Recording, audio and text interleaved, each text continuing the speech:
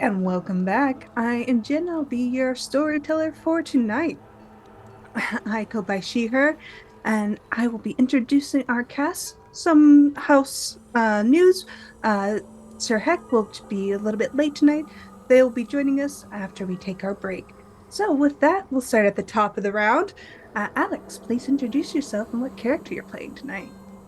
Hey everybody, I'm Lex Wilson. My friends call me Alex, and so can you. I use he, him pronouns, and I'll be playing Dare, a brash protector who knows Jack, who also uses he, him pronouns. Thank you very much. And Mal. Hey, I'm Mal, aka Archangelic. I'm going to be playing Teresa Shaw, a superstitious sage who cannot escape the darkness. Fantastic. And Soliloquy. Hey friends, my name is Soliloquy or Jaden. I'll answer to either. I use they them pronouns. You can find me most places online as Fat Sapphic Bro. I will be playing Jasper Joaquin Vicente, he they pronouns, who is a hardy protector who defends what matters. As for announcements, welcome back to our space here at Lantern Light Adventures. This is home to all of our TTRPG and related content on Twitch. All of our games are also uploaded to our Lantern Light Adventures YouTube channel. There's a link to our link tree in the chat that you can click. It'll take you to all of our various social media pages so you can follow us everywhere we are. If you want to keep up to date on everything we're doing, feel free to also join our Discord, which is linked in the chat. If you want to play with us or GM for us, fill out the TTRPG actual play interest form, which you can find linked in our link tree. And once you filled out that form, I will email you back with our TTRPG consent form, and then we can match you with games from there. Thanks for joining us today for the Old Stories, The Breathing Mountain, our horror-themed Old Gods of Appalachia actual play. We will be streaming this game every Wednesday from 2 to 5 p.m. PST. Friendly reminder that this is a horror-themed game, so please care for yourselves as needed. As for where you can find us the rest of the week, on most Sundays from 7:30 to 9:30 p.m. PST, we stream Era of the Dragons, our D&D 5e actual play. On most Mondays from 5 to 7 p.m. PST, Archangelic, our lovely producer Polygeist, and myself have been streaming our playthrough of Baldur's Gate 3. If you'd like to play with us as a guest, reach out to me at any time. Otherwise, feel free to come and hang out with us while we play. Most Tuesdays from 6 to 9 p.m. PST, we stream An Empty Dream, our Girl by Moonlight actual play. We also record an audio cast after show for each of our games where we go over any necessary advancement steps and debrief from the game. You can listen to these for free on our Patreon at patreon.com/lanternlightadventures. All of these after shows will always be free, but we appreciate any contributions and support as it helps us to continue to bring you awesome queer content. Starting in June, we will be taking the full last week of the month off every month instead of just last Sunday of the month so that we can edit and prepare more content for y'all and also take a little break for ourselves. And finally, throughout the month of June, as a celebration of Pride Month, we're raising money alongside Pride Revolution in support of the Trans Empowerment Project. The link and information can be found in the chat. And in support of a free Palestine, we will be financially supporting a family through the Pass the Hat project. More information for that will be shared once we are assigned our family. That is it for me. Thanks. Thank you. Now, let's get back into it. It starts with a warning. The mountain spewing black coal dust ushered miners and foremen out of its deep, cavernous pits, bringing us into the modern day of 1925. Here, our gathered group finds themselves at conflict between Jonas, a pro-union man, and the company man, Mr. McCavish, who has brought prosperity to the town of Timber. The group talks to various people, various gossipers, such as Miss Jenny Brown. Gets to know Jonas a little bit, gets to know Silas, the foreman of the mountains itself. A brief introduction with Mr. McCavish getting what he rightfully deserved, a black eye, and some praise from some supporters. Overall, the group gets to know one another, and the town of Timber, in its ancientness and profound ways, lets itself be known as various creatures of this odd wood holler kind of present themselves to the group. A not deer, a thing lurking in the shadows, something warning them about a beloved. And then you have the Crossroads Man, willing to make a deal with each of our members here, offering one for free. All they have to do is just call his name and he will be there for them. And as the group kind of settled back into their homes, Miss Jenny Brown did try to get to Beatrice the next morning, but as we turn away from that, we find ourselves in the morning looking down quietly at three houses. Teresa, Jasper, Dare, all slumbering soundly, waiting for the morning, and you feel the morning dew reach you quite predominantly, as it's the holler and it's springtime, and, well, the morning starts early, and so does the crow, and it wakes you up like racket on ballpark. And who would you think, out of all of you, would be up first? I think Dare might have a little trouble sleeping in general because the devil or the non-devil, the Crossroads Man, mentioned his pappy, and that's gonna mess with him a little bit. Very much so. So, Dare, struggling to sleep, and you find the morning hours kind of greet you, the mist of the day kind of pushing in, making everything that just slightly uncomfortable damp. It's not pleasant, but it's there. You hear the crow kind of scream itself across the holler. It does this every morning, and nobody actually likes it, but nobody can actually find this crow. They are annoyingly evasive, and people have just given up. But the morning does greet you. And there is a gentle rapping on your door, and you kind of hear Jonas call out to you, kind of wanting your attention this bright and early morning.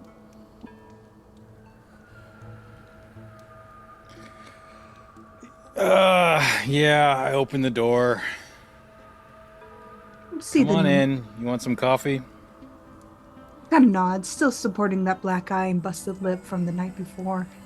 A few more bruises from where he fell from the whiskey and, well, moonshine.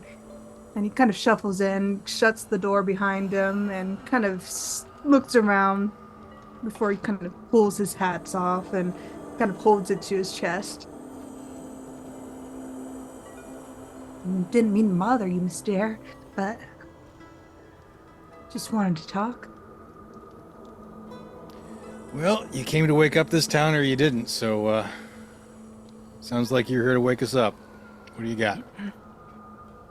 Well, that's the thing. I went to talk to the foreman, Silas, and the miners, but they've already headed down into the mine, and nobody actually will let me down there to see and inspect. I was wondering if you had any sway with them. I can talk to them, but if they don't want you down there, that means that they're worried about your safety as well as their own. So just give it time. You're new here. You know, don't rush it. People can tell you're young and desperate if you're young and desperate. Not that you are. So I don't know.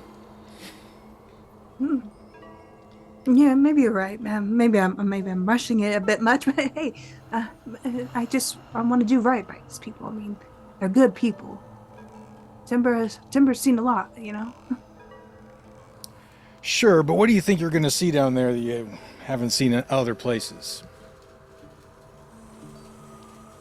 Probably much of the same, honestly, but it's more of if I can catalog, I can present a case. I can take it up to those fancy men in DC. See, that might be an issue because people just don't like other people knowing our business. So that might be one of the reasons why people are a little standoffish. Yeah. I mean, it can't be. I mean, it's got to be something I can do, but I mean, like, maybe just give him more time. Just wait, I suppose, but he kind of digs through his pockets. I picked these up. I don't. Mommy always said bring a gift, and he kind of brings out a bushel of apples and sets it on your kitchen table. And where did you get these, pray tell? Mm. Well, Market had some. I just assumed that folks bring them in. Who at the market had some? I don't know. The fruit seller guy? I'm not great with all the names. I'm sorry. Is it George? Metagaming, was it George who... George is the moonshiner, That's so what I he thought. does have apples, but But he's I not don't the... know. He, okay. He's Would not I the know... seller. Would I know who's selling... who sells fruit? Yeah, you would actually, because you're from here. You would know. Let me just pull up their If name it's a real regular quick. person. Mm-hmm. You would know them to be Zach. Would it be Zach? I describe him ballpark. Yeah. And you see Jonas kind of nod. Yeah, that's the fella. Okay. That's interesting. Well, if I have any advice for you right now, you mind if you're going to leave me a couple of these apples? Is that what I'm Yeah, gathering? man. I paid like 50 cents for them, so they're yours. So Ah, good for Zach. Okay. Kudos to him. All right, if I've got any advice for you at this point, it's to talk less and listen more. And if you see some things around here, I wouldn't go straight to telling people in DC. okay. I'll make note of that. And you'll know what I'm talking about when you see it. He looks confused for a moment. All right. If you say so, Mr. Dare. I mean, The more you learn about us, the more you see, the more you're going to be one of us. That's probably the best advice I can give. I'm all right. I'll keep a lookout for things, Mr. Dare. Thank you. For the warning. I don't know that it's a warning, but I don't know. Welcome to town. Hope you survive the experience. He looks even more confused and kind of takes a half step back towards the door. Uh, I'm just gonna go, Mr. Dare. Nice seeing you this morning, sir. He kind of fumbles for the doorknob from behind him and kind of pushes it back open and steps out. Yep, shuts it and leaves. All right, I probably just stare at the apples. I have no idea whether I want to eat them or not. They are a kind of a nice kind of red and green yellow. Those really nice fall apples. They're kind of sweet and crisp, not the mealy ones, but the really nice ones. Do I know apples? Would I recognize this as like, even if it was in season, it would not come from around here. Roll for apple knowledge. You would know that these apples are actually quite local to this area, but again, they actually only grow in the fall, and it's the wrong season. And the correct term is apple genius. But okay, good to know. I take a bite of one and I chew it, but I don't swallow. sweet and crisp as if it were newly plucked off of the tree itself. All right. I think I spit it out outside. You do so when you see a scattering of rabbits that were disturbed on your lawn. They were eating your garden, as they tend to do. Yeah. I throw the rest of the apple at them. Get out of here! They scatter off, and you see a couple very disgruntled crows. They're not happy with this disturbance so early in the morning, and they let you know about it. They yell at you for a good half hour about this. Cool. I get ready for work listening to that. Like the opposite of Cinderella, with the Yeah. animals yelling at me. They're very angry with you. So who would be the next person to rise this morning? I slept on Teresa's couch because there were too many weird things that happened. So I imagine I'll be up a little bit early.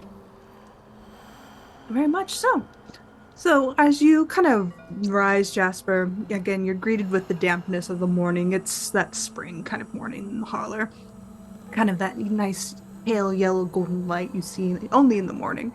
And the trees kind of blotted out, the mountains themselves kind of blotted out, but it's just that bright, nice shade that you only get at this time of the day. You hear some disturbances outside. It's mostly local animals trying to fight over food or just call it a general disturbance, as morning animals do. They are well and truly into Teresa's garden, and they're just having a fun time. You do see the local herd of deers, but you don't see any of the not deer this morning. Doesn't seem they want to be out in the morning. Probably like to sleep in. Very relatable for a weird, sharp teeth, mini-eyed thing. And other than that, everything's quite calm and quiet. Nothing's really bothering you other than disturbances outside. Teresa's resting at the moment. The cards that were kind of placed or tucked away, I believe you said there, Teresa. Nothing other than maybe pulled out chairs and leftover bread is all you have from the previous night. All right, I'll probably clean up a little. I still can't see scratches on the wall, right? No? Okay. I feel like I probably spent an embarrassingly long amount of time just staring at the wall, trying to like will myself to see whatever it was that Teresa saw. And then eventually I will have fallen asleep. And then when I get up, I'll just kind of clean up and shuffle about until Teresa wakes up. All right. Teresa, you definitely hear Jasper shuffling around in your home. Yeah. Teresa might even actually have been up, like just laid in bed with that stone. I don't remember. Did I have the stone? Yes. Yeah. Okay.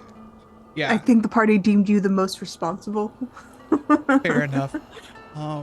And deemed us get the far away from that as possible. Yeah. You're the magic person, not us. Yeah. She was probably actually up just a little bit before, but just laid in bed with that stone. Thinking about,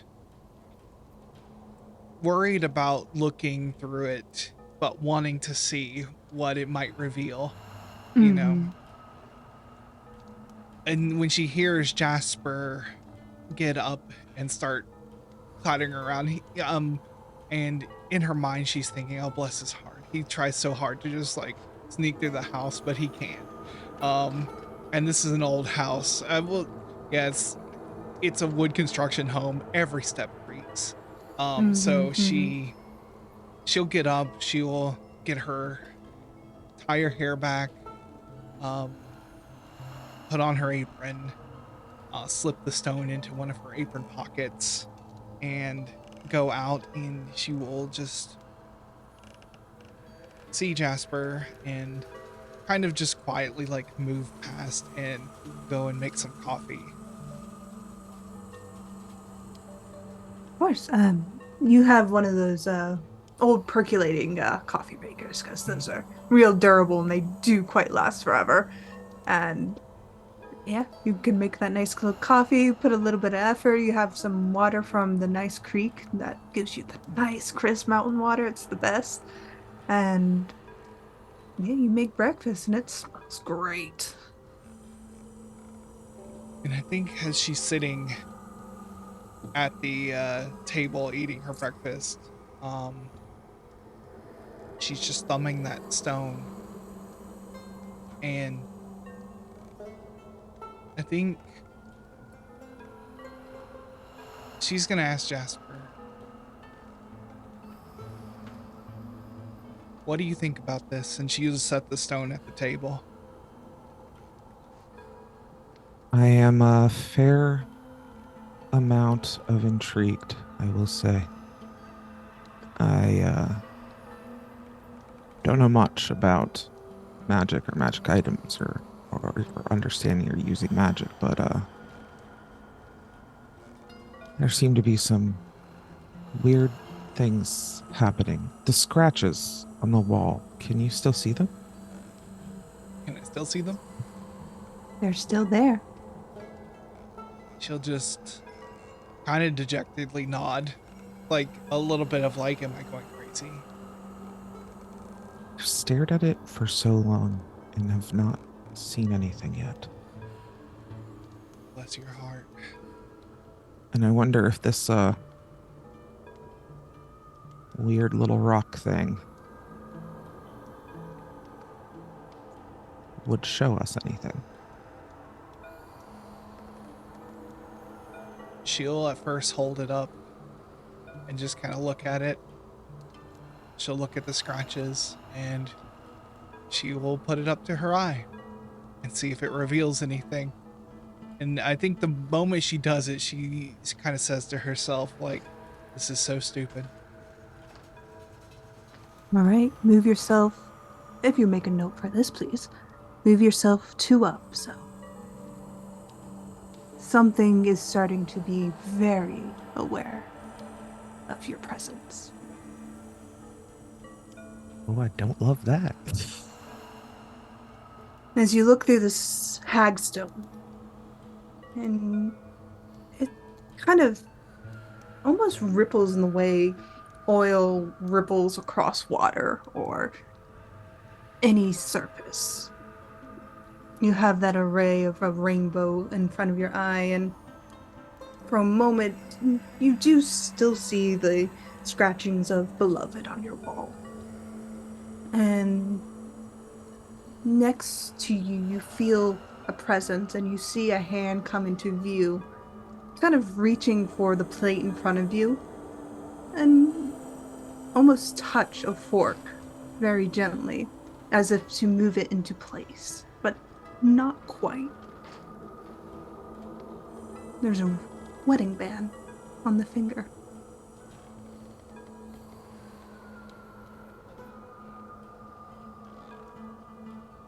I think, without thinking, she will reach out for the hand. You do so, and something intercepts you as a secondary hand grabs your wrist and jerks it back.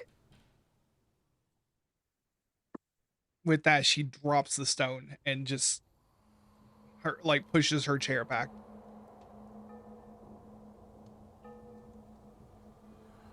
What? Something grabbed my hand.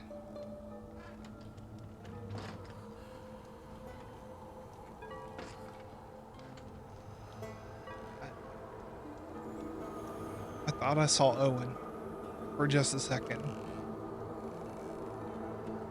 And then I went to reach for his hand. I only saw his hand. And I went to reach for him and something pulled me away.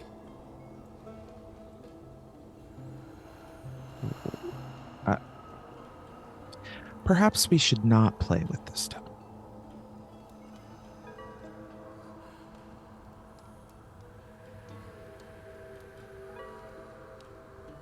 This is old world stuff. I didn't know we should. Yeah, I agree. We should not take this lightly. And she'll put the stone back in her apron. Speaking of Owen, the that man in the woods offered us favors. Have you thought about it? Asking for Owen back. I ain't thought of nothing else. I tried to be strong against that demon, but I ain't gonna lie, the temptation's strong. Just asked to see him just for a moment.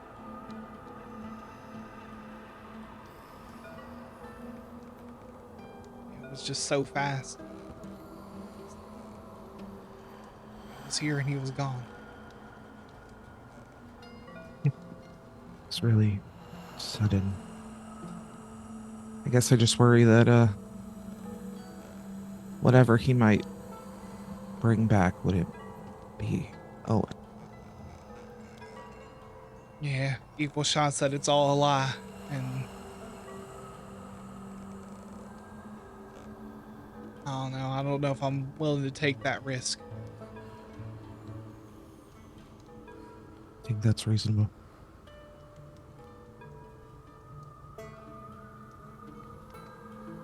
And I'll just like put my hand on your hand, just like a comforting pat.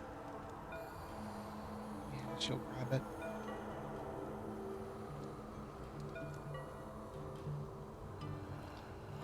Well,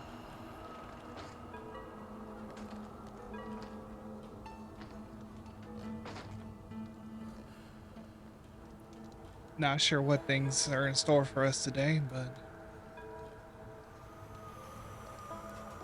we'll see what happens.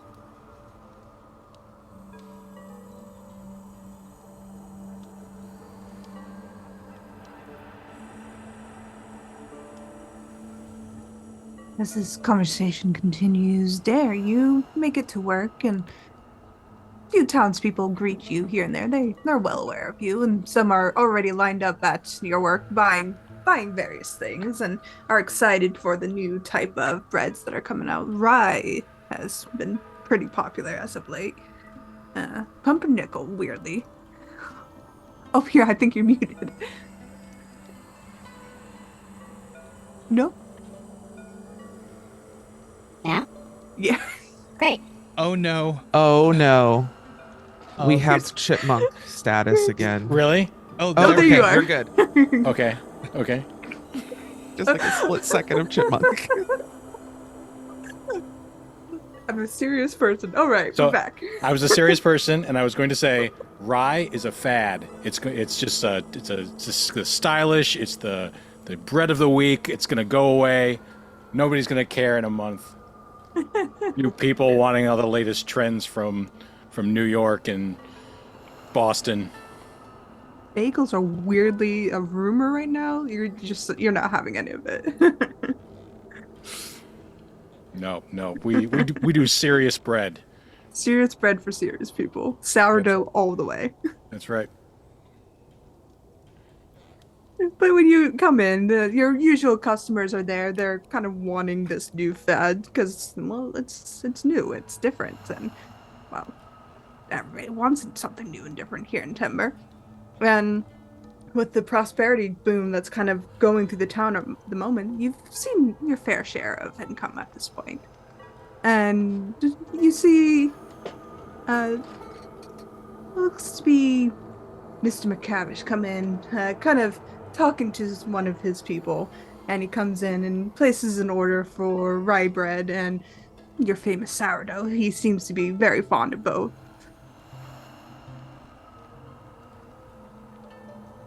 Cool. But as you kind of make these orders and shift through things, you overhear, I would say, no, make a perception roll, as it's quite crowded today. It's perception, intellect, anything of that nature. Yeah, I don't think.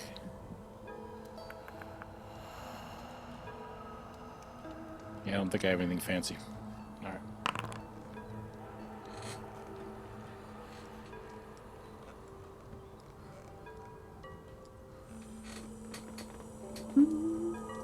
Lucky 13. Okay. Let's see. No, I think you'll catch part of the conversation, not the whole conversation. But you get the sense that Mr. McCavish is leaning towards Jonas not being around for much longer.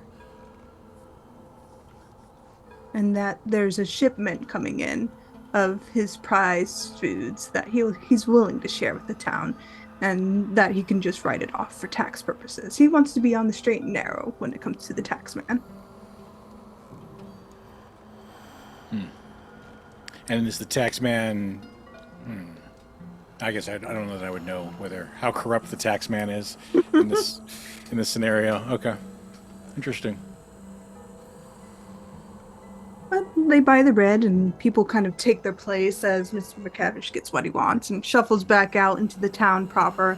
And the day is kind of peeking away from that early morning. The mist has vanished, and you do start hearing more and more people out in the street as they go to work or they're just buying things in town.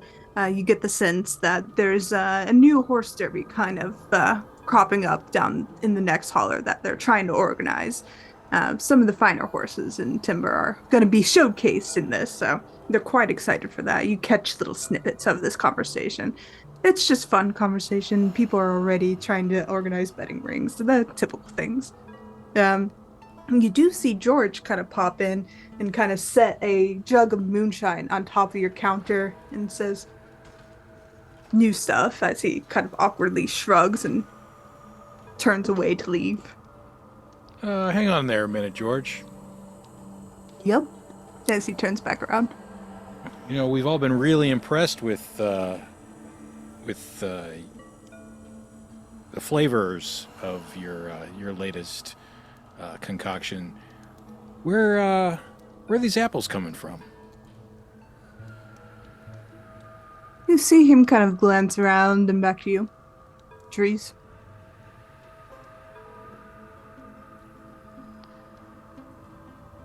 What kind of trees give apples in the spring? Is it spring?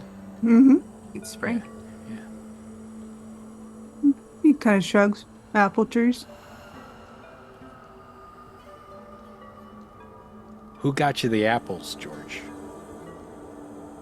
He kind of sits, kind of leans back on his heels and kind of says, "Don't you worry about it, Mr. Dare.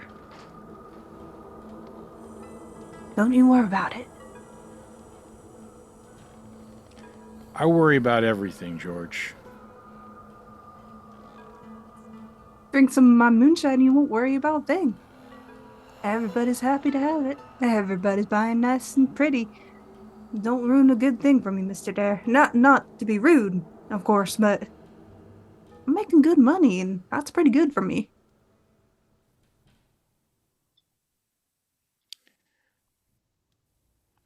You have a good day, George.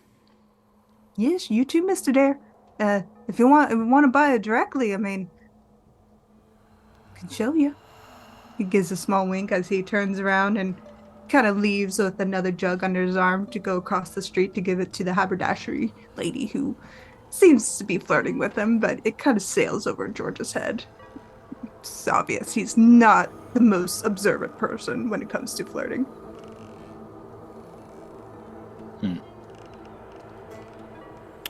Well, okay then. The day kind of crawls on, and what are you two doing, Teresa and Jasper?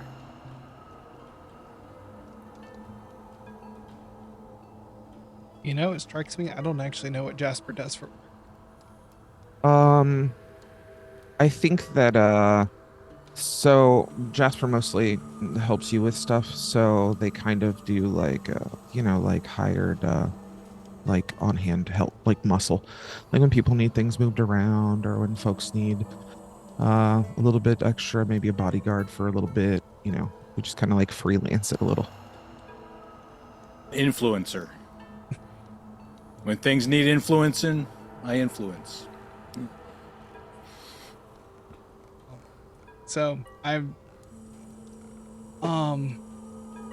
imagine Teresa would probably have someone who would come in for a card reading, as that's how she makes her living as much as she can. Definitely. Your first appointment kind of arrives, and there's just a sharp, brisk knock at your door. She'll kind of dust herself off and go and answer the door. Greeting you is a kind of youngish man. He looks to be about in his 20s. Roll a history check. It's only a 7. He looks familiar, but you can't quite place it. How can I help you, young man? Well, my sister said she got a reading from you last week. He pulls out a silver dollar. I'm not sure how this works, ma'am. She'll kind of reach for the silver dollar, take it, put it in her apron. She says, "Come on in." She'll open the door and let him in. She has put her best tablecloth over the table, and set up some candles and things to kind of give it a sense that it's a little more than, just helping folks. Give it a little bit more of that spiritualism vibe. And she says, she sits him down. She says, she'll sit down and start shuffling the cards and says, what kind of answers are you searching for, son?" You see him kind of take his hat off and sheepishly sit down across from you, kind of stare at the cards, then to you, and leans forward quietly. Now, are you like a witch woman? Are you like a descendant from like you can tell he's trying to approach this in a delicate manner, but can't quite get there. He says, "Things unseen. Speak to me and tell me what you need to know.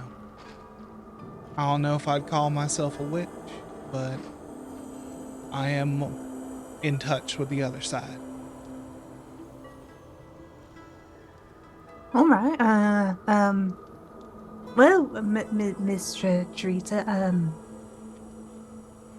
don't want to stay in Timber forever. I kind of want to leave. I want to go to big city, Miss Teresa. I want to go to Lexington. Jobs in Lexington. I don't want to be a miner. I snuck away on my lunch hour. Don't tell Mr. Silas. My lips are sealed. She will set the cards in front of him and ask him to cut the cards. He does so in a tentative manner and kind of jerks his hand away as he kind of. It's still rather unsure of this, and he's just It ain't a snake, more son. cautious. It ain't gonna bite you. Mama always said respect the spirits and stuff, and she said this holler's not always safe when it comes to this thing, so I'm not sure, Miss Teresa. Your mama raised you right. I don't want anyone to question her, but the cards need to know about you. You need to introduce yourself to them. I'm Willie Turner, and he kind of looks at the cards. Is that how you do it? Just split the deck in two, and that'll be enough.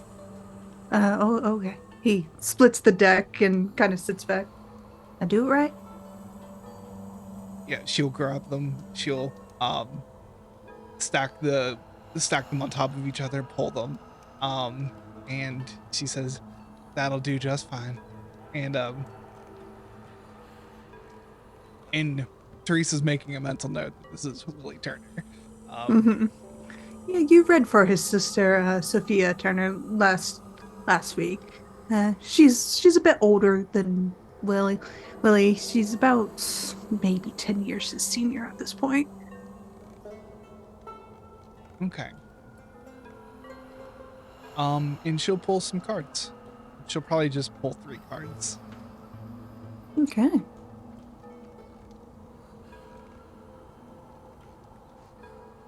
Mhm, mhm, mhm. All right, so pull 3 cards. So as you do so, you can get the reading I pulled or allow for GM intrusion to get an XP. I'll take the XP. Okay. So as you pull these cards and start flipping them over, blank. You flip another one. It's blank. You flip the third one. It's blank.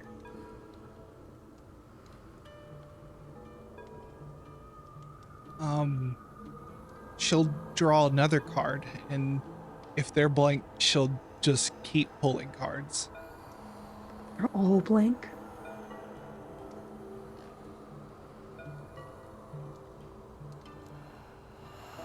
She, her heart rate rises.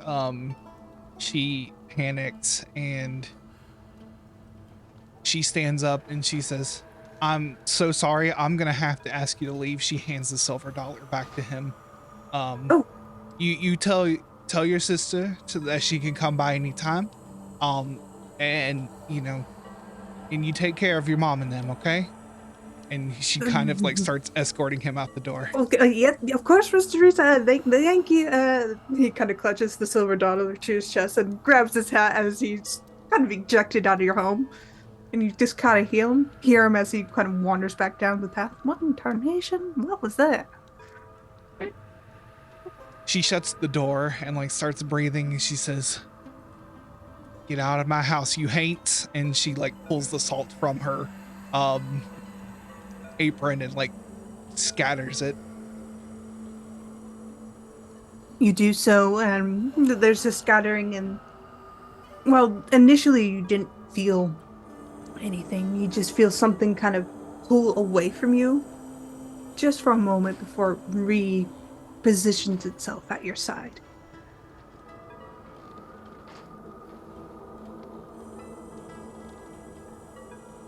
"What is it you want from me?"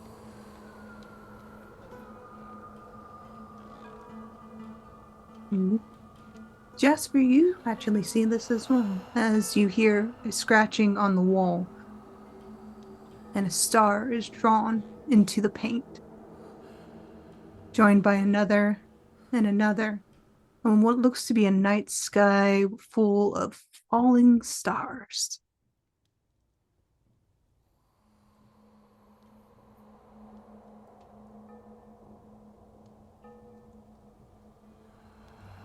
I see that one. Uh, so I imagine that like when this person got here and I knew that you were gonna have like a client, basically, I walked out front to start shooing the animals away from the garden. And so like when he left, I came in to be like, what's going on? Um, Teresa will look at the cards and are they still blank? No. In fact, his entire reading is there. You see the Fool, you see the Chariot, and you see Temperance.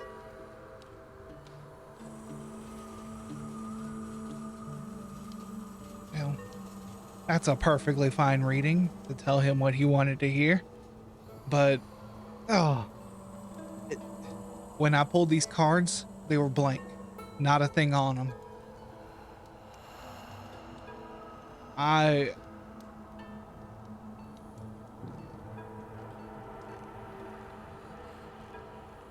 got him out of here as soon as I could because I didn't want whatever's here to bother that poor boy. Yeah, that's reasonable. What the hell is going on? I don't know. I really don't know.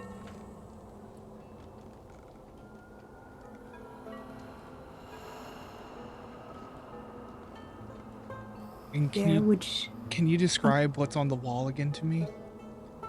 a field of stars that look like they're falling, so you can come to an easy conclusion. A meteor shower or falling stars.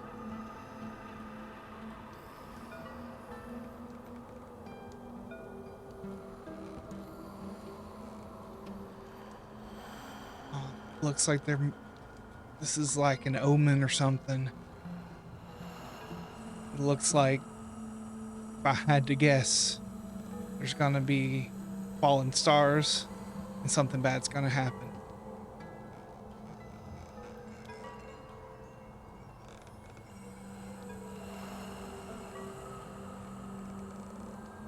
But what are we supposed to do with this information?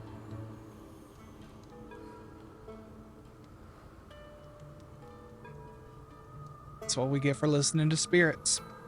Never specific enough. That's why I leave this to you. As you say that, Dare, would you allow GM intrusion for an XP? Sure. And Jasper, would you allow a GM intrusion for an XP? Absolutely. Would you, Teresa? Yeah, I'll take it.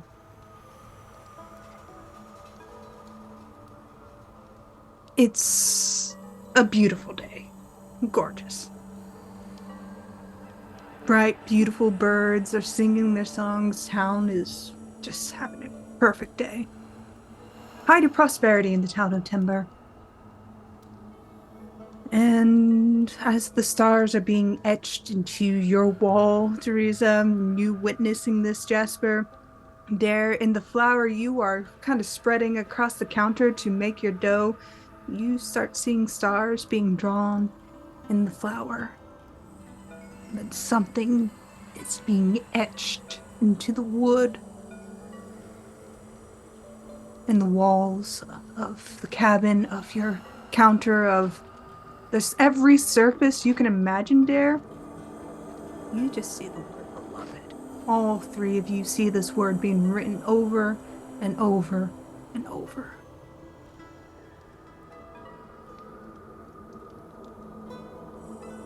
It doesn't stop.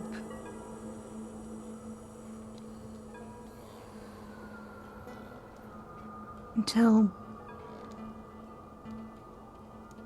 10 phrases of this word just written across over and over. And next to it, you just see the stars are falling in these scratch lines, jagged and broken. And you see underneath one of the very last renditions of this word, a carved, broken mountain. Right neatly under the word beloved.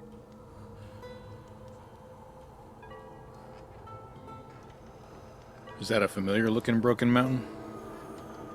It's the one you're all very familiar with. The one that puts your holler in shadow right at the noon sun.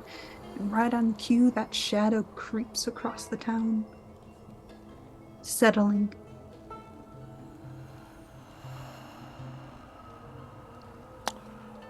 Well, I'm squeezing my dough like a stress ball.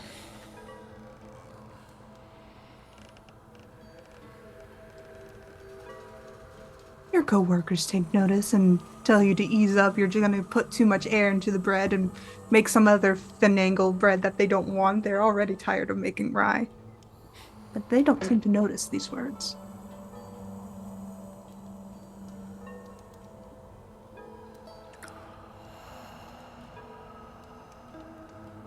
Well, I try to pretend that I don't see them either. You try, but they're always there.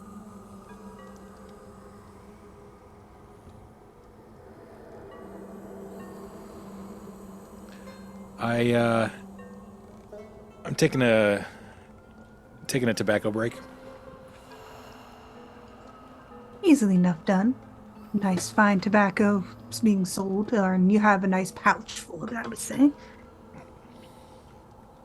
Co-workers just kind of slag you off in the way co-workers do, poking fun at your stress and kind of making sure you're all right, but ultimately just let you go.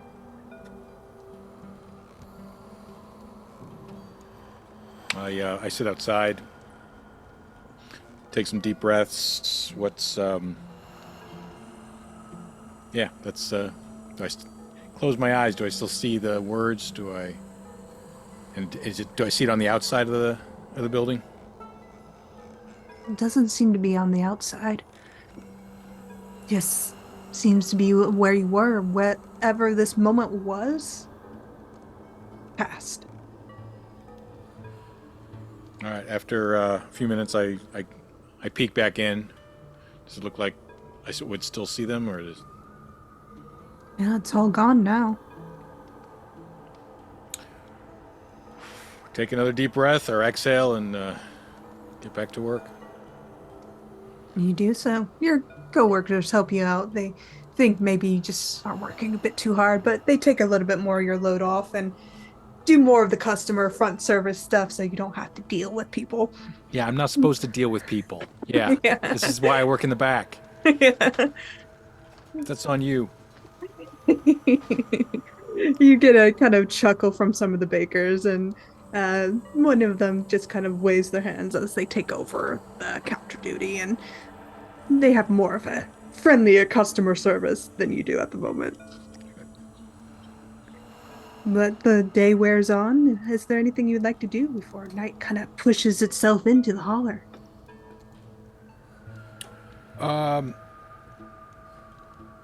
I would want to. We'll check in on our missing PC, but that can wait. Maybe check in on Zach Of course. if he's around.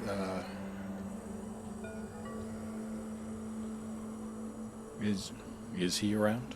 Yeah, he's probably still selling. Yeah, it's an all day affair to sell things, so he's still at his stall selling bushels of apples, tons of them, in fact. I approach and say, hey, that's an impressive harvest you've got there. Well, thank you, dear. I appreciate that. They're quite a gift, I'd have to say. Interesting choice of words. So, to what do you credit this abundance? Well, George showed me where the grove was kind of growing, and he let me take some to sell in the market. I mean, kids gotta eat something. I mean, I'm just selling them cheap to kids, but if you're buying a bunch of them, like 12 dozen or so, 50 pence, that's easily done for. I mean, I have a lot, so I'm not hurting for sales. And he kind of grins as he looks towards his bushels of apples quite fondly. I'm making good money. Where's this grove?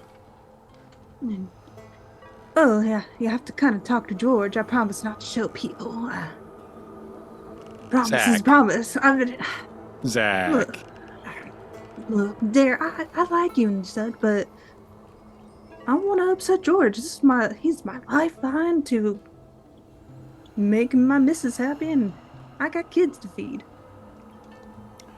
All right, Zach. Glad you're doing so well. kind of nods a little. Hey, don't tell any others about the grove. All right. Of course not. All I right. can't. He kind of I've, pauses as he looks around and leans towards you a bit. They're a gift, you know. Don't screw it up. who calls them a gift? Doesn't quite meet your eyes. Can roll intelligence, or if you have persuasion. I have neither.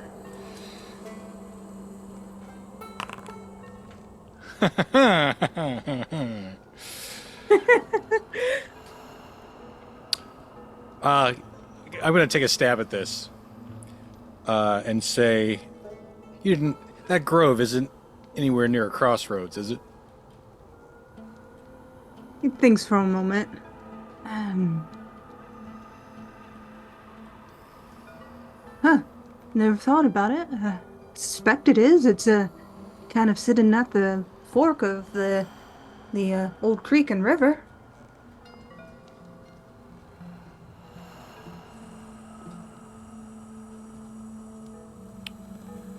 It's not a gift from a man in white, is what I'm asking.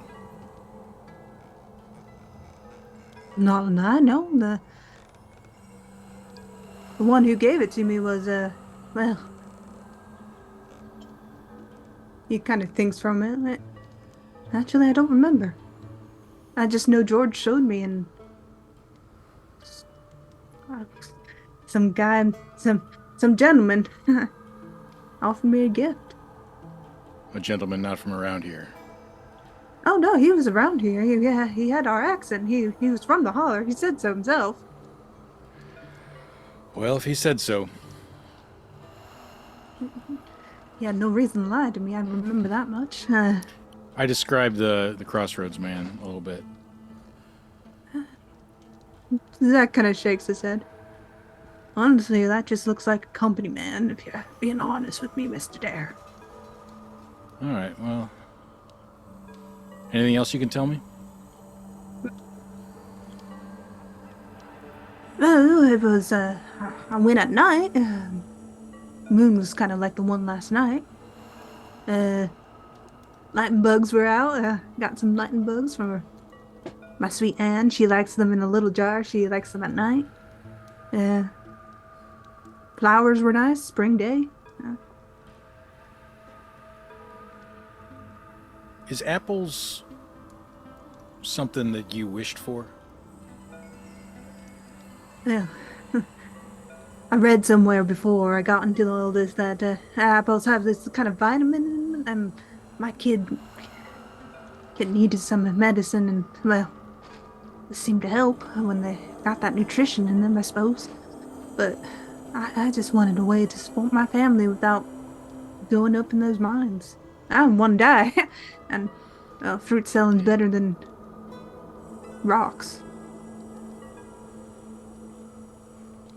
I appreciate that. How's your kid doing now? Much better.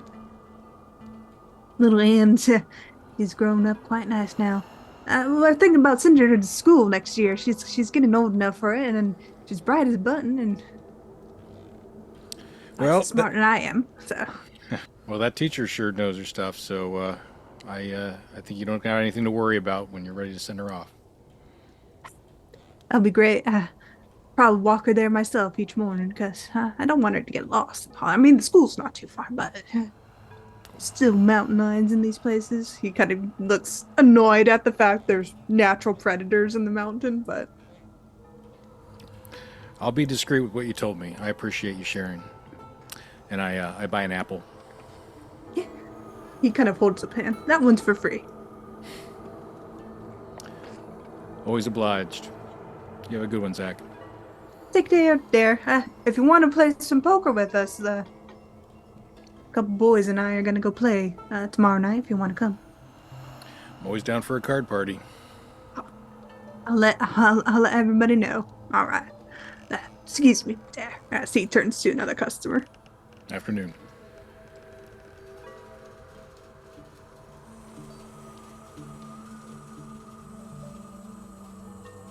All right. Anything else you guys would like to do before the night kind of pushes itself into this holler?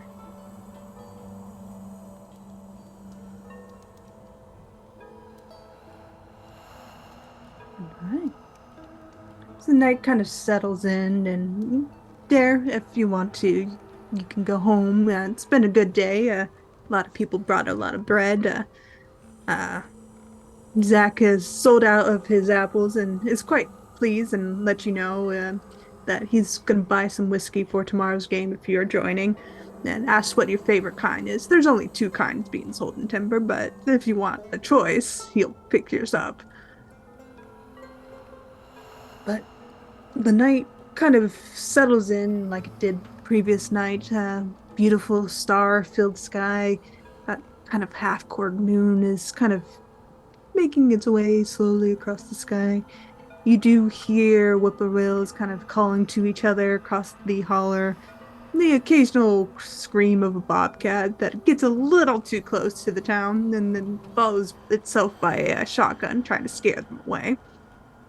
But the night is quiet. It's nothing too special. But it is nighttime.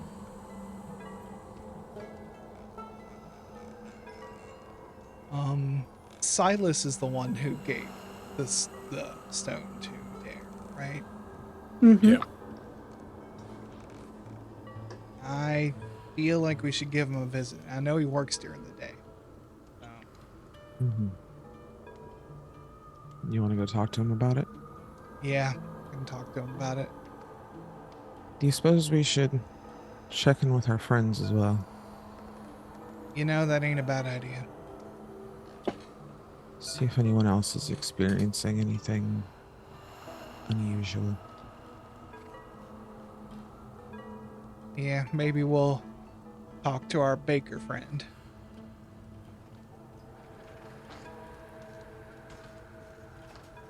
Yeah, we'll go see Silas. Not Silas, so Dare. Yeah, easily enough done. The night with your lanterns or what have you, torches, whatever you bring with you, lights a nice and easy path all the way to Dare's home. You do see some scattering of nighttime creatures, nothing too concerning. They're nighttime creatures. A couple bats trying to get their grub down, and a few owls calling to each other. But again, it's a nice, quiet night. Yeah, knock on your door. I open it. Now a good Miss time Teresa? now a good time to talk. It'll be a weird one. But I Weird. guess we probably should. Was debating coming to see you. Well, Oh, great. We got double weird. Fantastic. Uh-oh. What happened to you? more signs, more omens, what have you. More scratches on my walls. I'm gonna have to go get some paint tomorrow. Well, I was at the bakery, and all of a sudden I started seeing the word beloved written over and over again everywhere in the wood, on the table, underneath my dough, on the walls. And then underneath that there was an image of the broken mountain.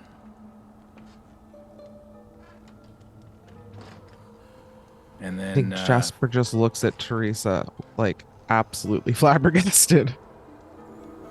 I went outside to, let's say, steel myself for more what was coming. But maybe I was just recovering from what I just saw.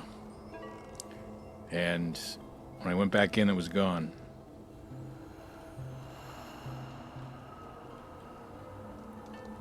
Well, I was giving a boy a reading. When I pulled the cards were blank. Not sure what that was about. But when I got that boy out of here and out of my house, and then on the walls, falling stars scratched into my wall. I think I saw those kind of stars first before the word beloved. Now that you mention it. And is it still there? Did it stay or did it go away? It stayed, right? The newer stuff all faded away. Just that Uh, original beloved stayed. just what I saw the first time. Just beloved stayed. This faded away. About when did this happen? Oh, this would have been. I guess you can answer that better. Early morning, about right before noon, before the mount, or late morning, right before the mountain kind of cast its shadow over the town. And that was probably about the same time as mine happened, right? Yeah. I let them know that.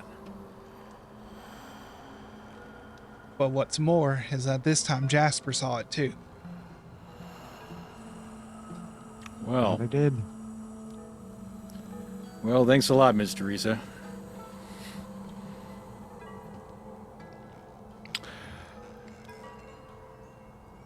Yeah, she knows I'm kidding, probably. Oh yeah. She ain't worried about it. Okay. Well, while we shake that off a little, I tell them about conversations with Zach and George, about the apples, and I have the suspicion that the apples were a gift granted by our Crossroads Man, but the Crossroads Man looked like somebody else.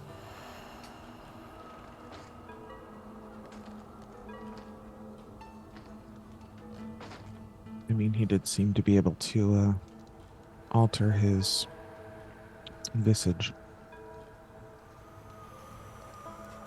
Yeah. which I means have a- he's already in the, already trying to get into the pockets of other folks in town.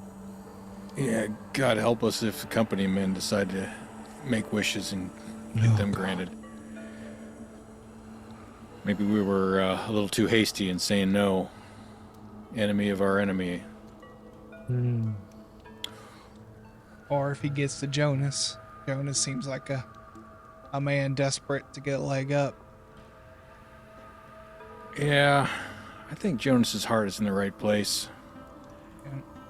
Provided it's somebody doesn't try to cut it out. I do have some of these apples. I don't know, Miss Teresa, if you could take a look at them, if you can see if there's anything wrong with them. I'll take a look at him. Yeah. Nice red, green, yellow apples, the ones you find in the fall. Um, Quite common around the area.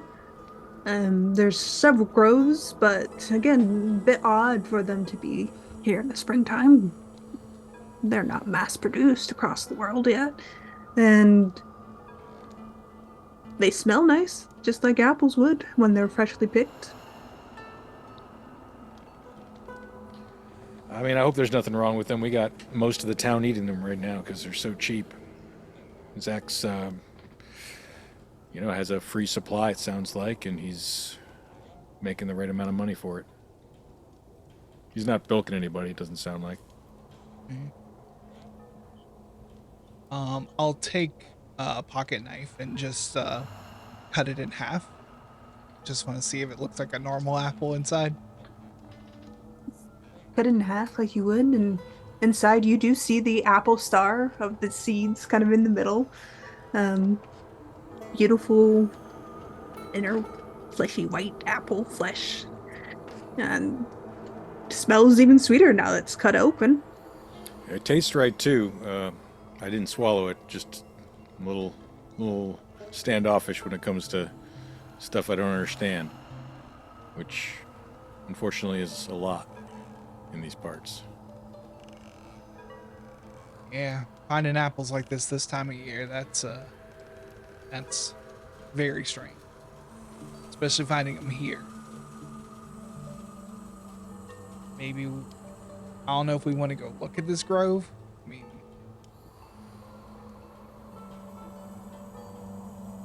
That might not be a terrible idea. We do have that stone, but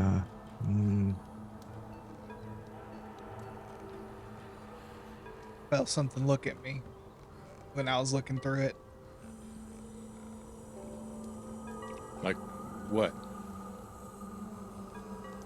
When I looked through it, I got this feeling that something else was there, but I saw a hand that I could have swore was Owen's. But when I went to reach for it, something grabbed my hand, something else.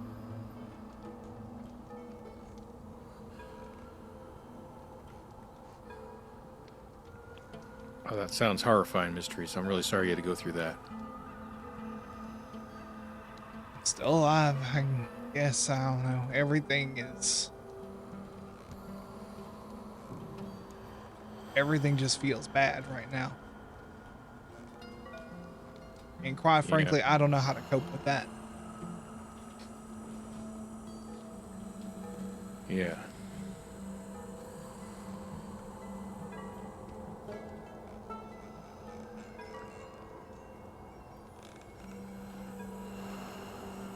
Honestly, I don't know what to do from here, but also I don't want to sit around and wait for bad things to happen. And I got a feeling that something bad is coming.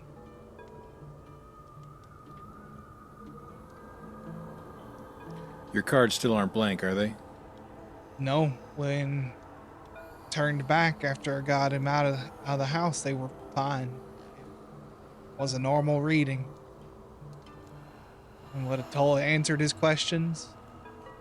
Just would have been a normal day.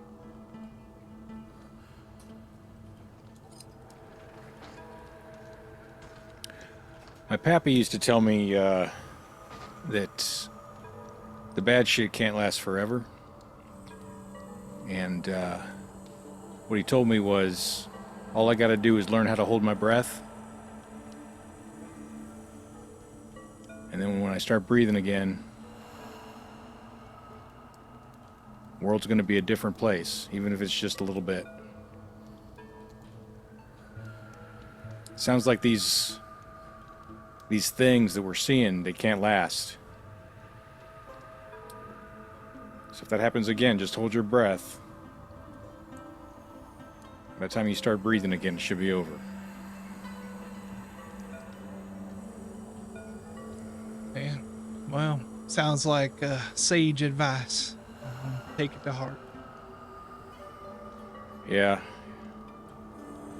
He wasn't the brightest guy, but he had a few moments. You want to go check out this grove? Jasper? What do you think? yeah, I think that'd be a good place to start. And I don't know if we want to. Teresa had mentioned checking up on Silas. Yeah, I don't know.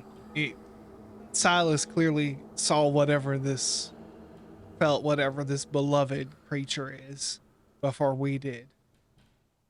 So that might have answers, but that grove is very strange.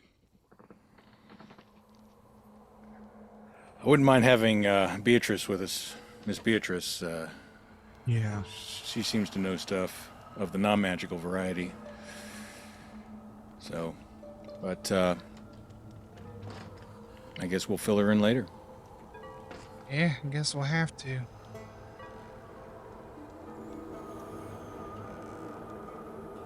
Maybe we go to the grove for now. Yeah, I think by the description that Zach gave, between the three of us, we could probably navigate to pretty close to it if I don't already know exactly what he's talking about. Yeah, you would know roughly Crow. where George lives, and you would assume he wouldn't go too far from his supply, especially from moonshine. Mm-hmm.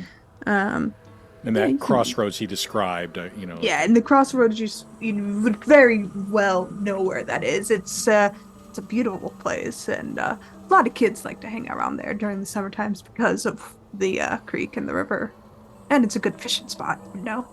But yeah, you would easily and dutifully make your way there if you so wish. There's a path that would cut through some fields that would be quicker, or you could stick to the main road. It's up to you.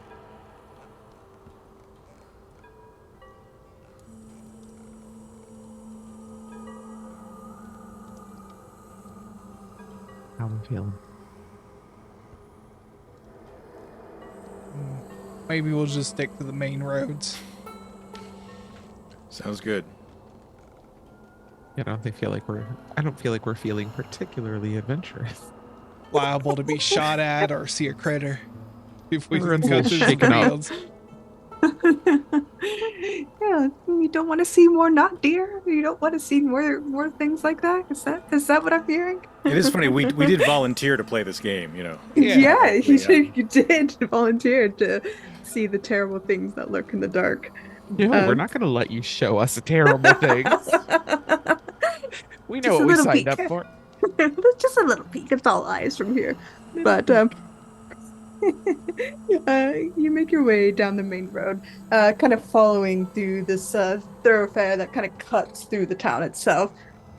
And you kind of follow along the path, and you do know that the river kind of cuts its way through the town, and you can cross the bridge itself to get to where you need to.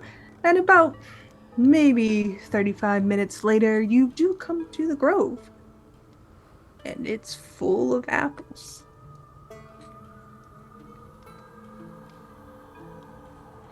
How many trees are we talking? A full apple orchard, trees. like full on grove, like you would see at an orchard, like rows and rows of neatly kept trees.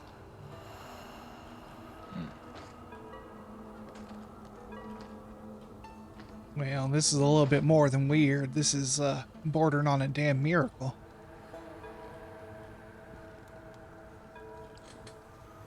Yeah. I go up to one of the bigger or closer trees if they're all about the same size, and take a look at the wood. And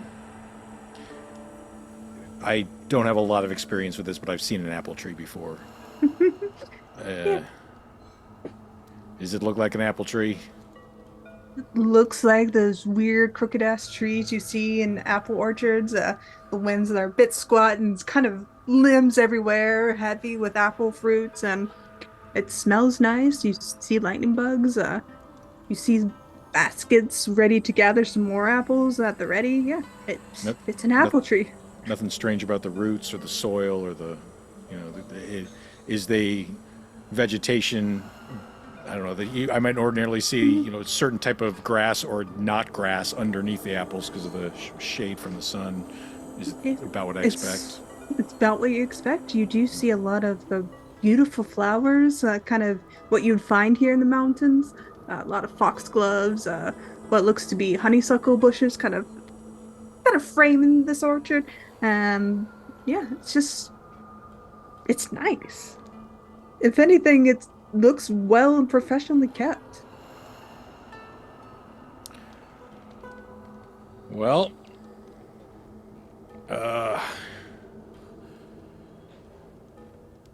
seems like Crossroads Man came through, I suppose.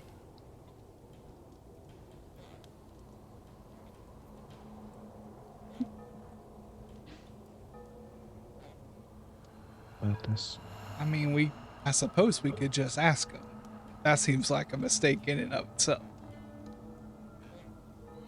You all here? I'd hardly call myself a mistake. You did call me at a crossroads after all, as you see the grinning visage of the Crossroads Man sitting on a stump. Well, Miss Dare, you did call me here. Tricky little thing that you are. Oh, all we got to do is say your name, eh?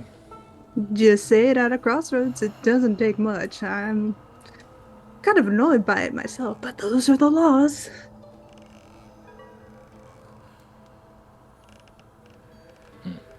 Hmm. Also, the interpretation is a bit loose, so here I am.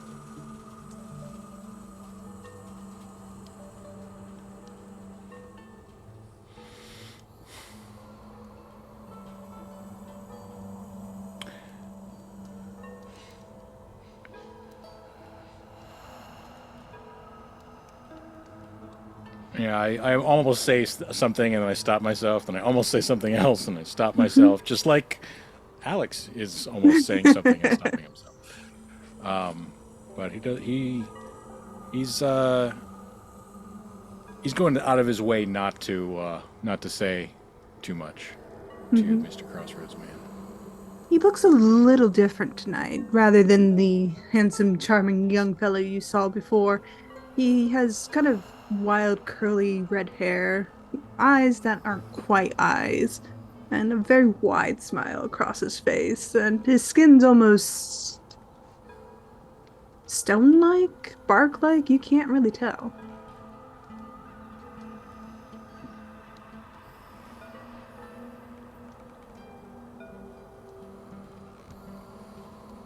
I don't know if I believe you fully, dear, but you said we get one thing free, no strings attached.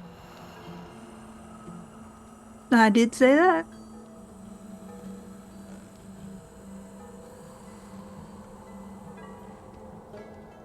Tell me what you know about the thing that keeps saying beloved to us.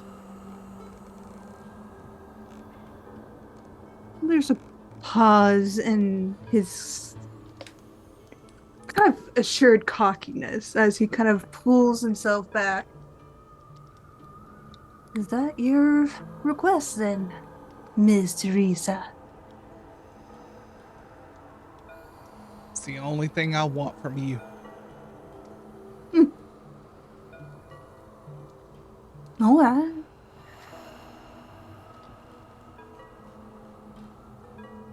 Tell me, did your cards work today?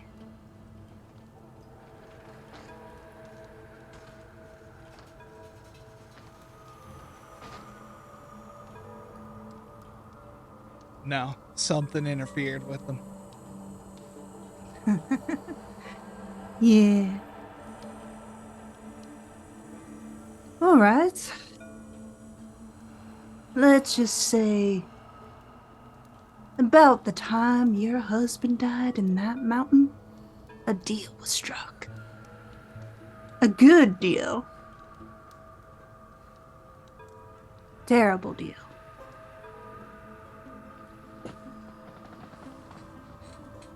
And she wants her freedom. My sweet beloved.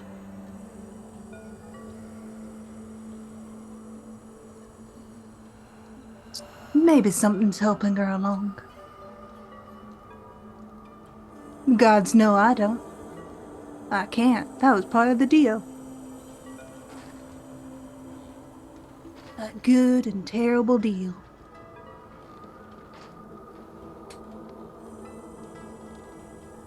Don't you think something's terribly wrong with the town of Timber?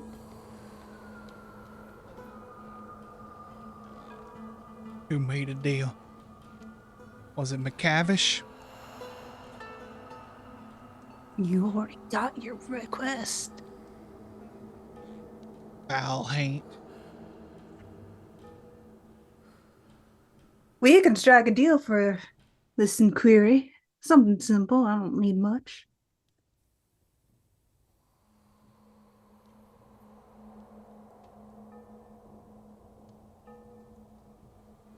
I ain't striking up no deal with you today.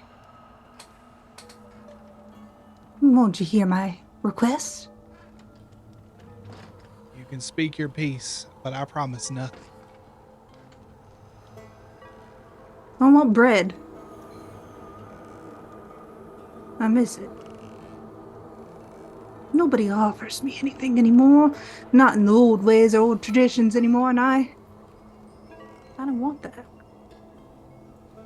I'm a simple being.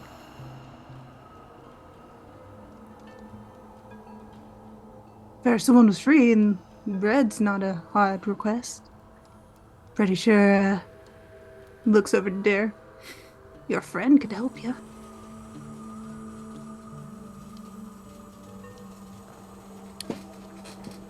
What do I know anything about folk traditions where, say, giving a gift to a haint or a god basically is a really bad idea?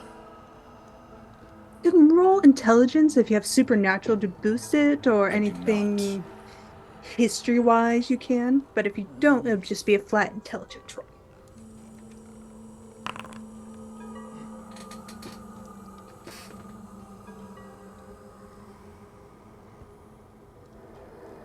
Mhm. You don't know much about offerings, but you would recall that Silas is a superstitious man. And what the Crossroad Man is telling you contradicts that kind of superstition. And that pervasive thought kind of pulls you away from the initial idea of offerings.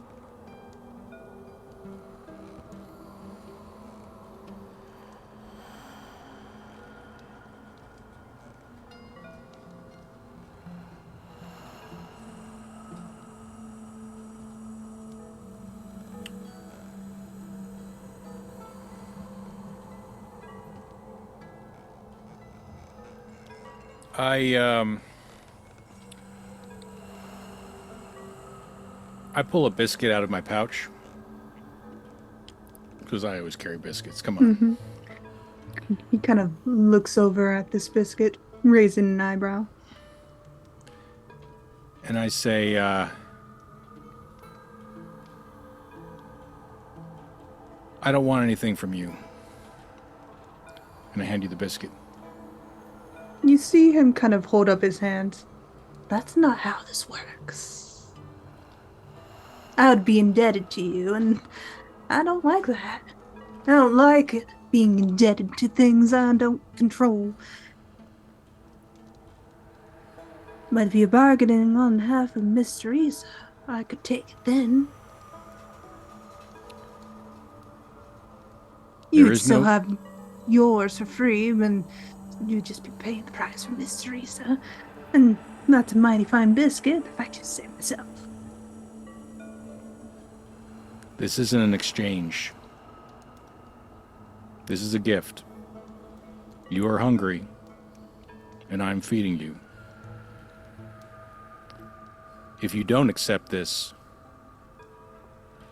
you don't have the lack of a debt to me. What you have is my pity. Is that what you want? The eyebrow quirks a little bit further. You would give me your pity. You see the smile grow.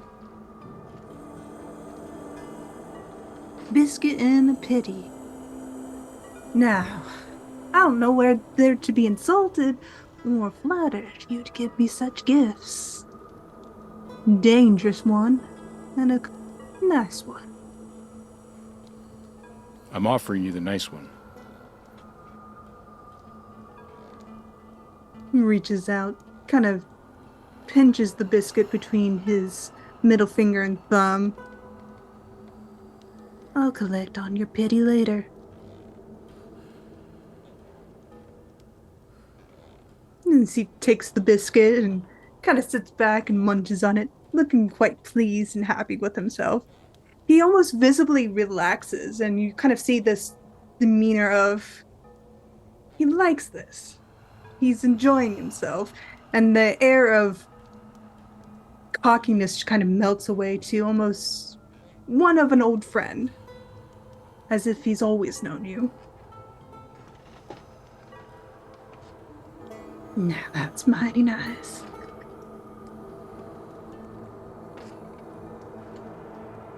But you shouldn't be making deals about your feelings. We things in the dark like to collect on promises. It wasn't a promise. Kind of tilts his head. No, but it was an offer. And if I wasn't so generous, I would take that pity from you. But you're dealing with me, and you've given me this, and Miss Teresa has asked you questions, and you, looks over to Jasper, still figuring you out.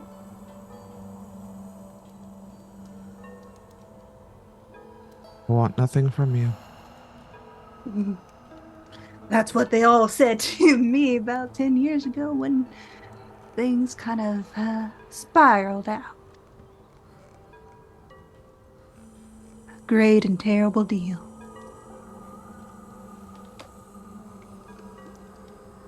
He kind of settles back. Well, I hate being in debt. And this biscuit is mighty nice, and maybe let's look at some photos. He kind of grins and finishes his biscuit. That's good stuff. I'll be back tomorrow for some. Not here, but I'll be back for more. If they're still freely given. Sometimes. That's a good way to go about it, I suppose. But he kind of stands and turns towards the river.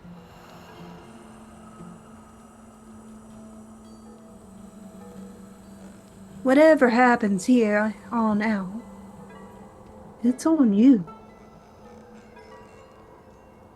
But he turns back to all of you. I hope you see it through.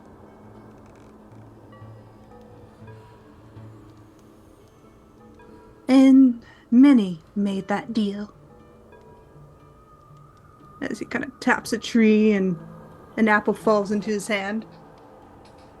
Many made that deal. Starts to walk away.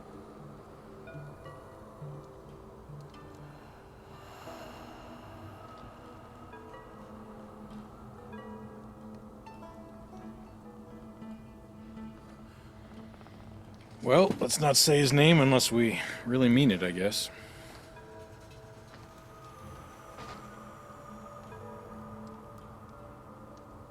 Yeah.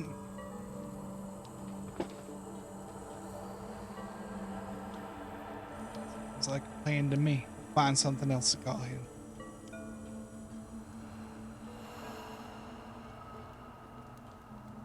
Applejack. Applejack.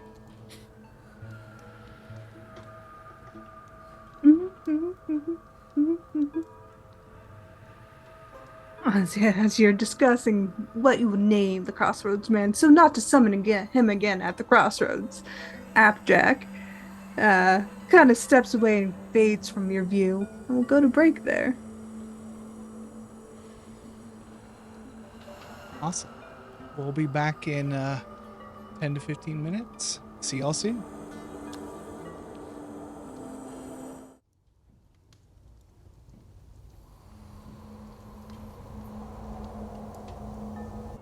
And welcome back, everybody. We're about to head into another part of our story as the Crossroads Man has been renamed into Applejack, so not to accidentally summon him into their midst at Crossroads. The party is left with a myriad of conversations and maybe more questions than answers. But Applejack, as Dare has called him, promises to come back for Dare's pity in whatever form that entails. But seemingly satisfied with his biscuit for now, has left you alone under the moonlit sky.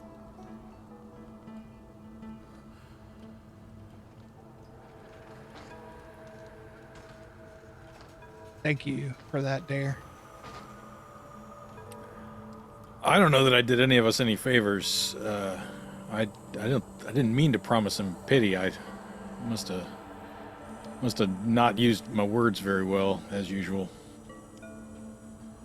Critters like that'll take your words and twist them to mean what they want them to mean anyway. Really. Well, I don't know. I feel like if I'm going to go down, I want to do it because it's something I meant to do. Yeah. Not because I was I was being careless. But we'll see.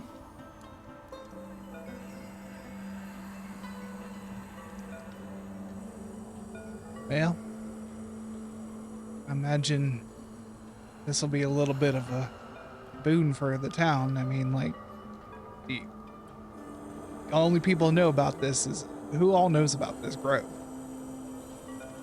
Sounds like Zach and George, and now us.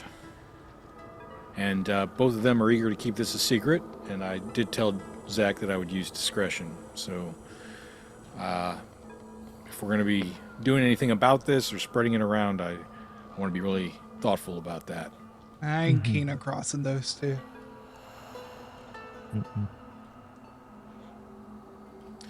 Zach's got a little girl, and he worries about her, and that's what led to the thinking about apples and hearing about that they're good for you and that they can cure what ails you.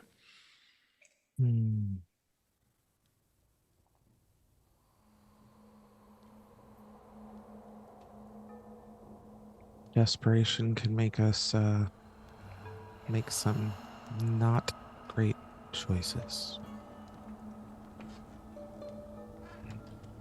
Yeah, I mean, Can't totally blame him. I can't find fault with it. No. And it sounds like he ain't gouging folks for these apples anyway, so he's making his coin, and I can't knock him for that. Yeah. Probably only a matter of time before company finds out about it. They know these parts better than any of us. But let him have his profits while he can. Yeah. I mean, it might be... They might leave him alone, but, you know, as long as these apples ain't got coal in them.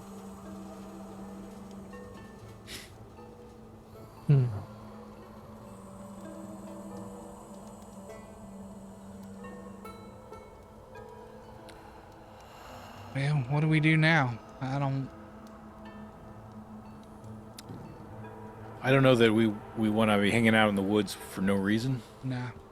Yeah. Considering the nicest of our the things we encounter just walked away.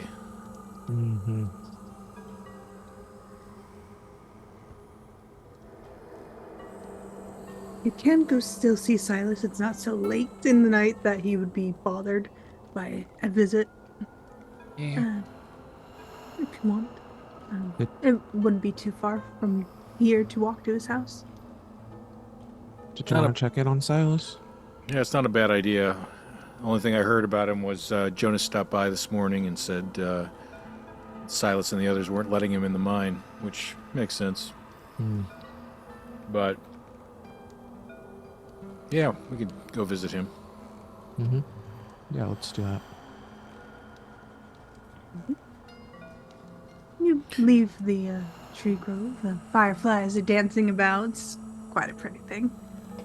But the sweet smell of apples kind of follow you out, kind of cling to you as you make your way up to Silas's house. The woods are quiet as he kind of lives closer to the mine, and you have to go through the woods.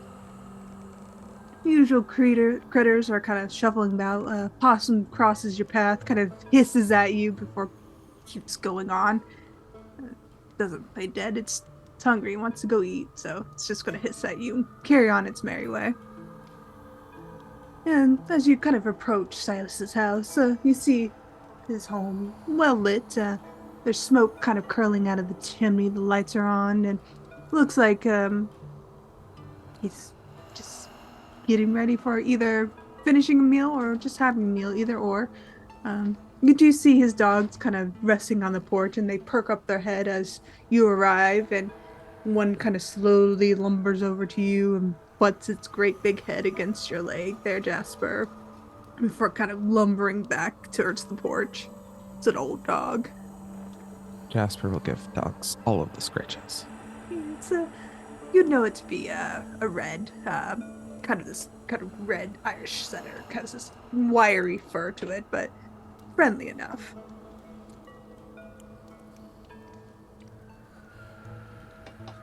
They don't really bark at you when you arrive. They're much too old for this. they're happy with whatever's coming their way. Yeah, I pet the dog. Precious It puppies. loves it, leans into the scratches, leans into all the scratches, and kind of rolls over because that old dog huff, demanding belly pats now that you're kind of paying attention to it.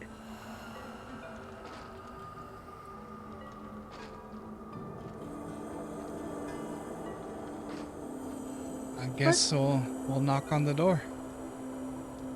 knock on the door. You see what looks to be a sprig of lavender kind of hanging on the door. It's something nice that people do. But a moment passes before the door kind of pulls itself open, and you see the face of Silas still covered in coal dust. He is not a foreman who waits around. He gets down in the mine with his boys and works with them. Folks, mighty good night to see ya. Mighty good night, indeed. So hope we ain't disturbing you. Oh no, I just finished up dinner. I'm washing the dishes for my wife.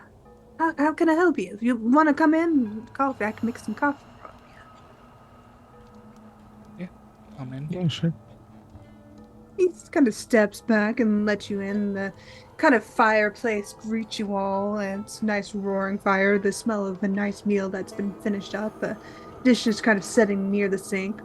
His wife seems to be elsewhere at the moment, but you come in and he kind of gestures to some chairs and kind of takes a wet cloth to clean off his face and sits down. He gets back up and starts a pot of coffee. Sorry about that. It's been a day. Nothing to worry about.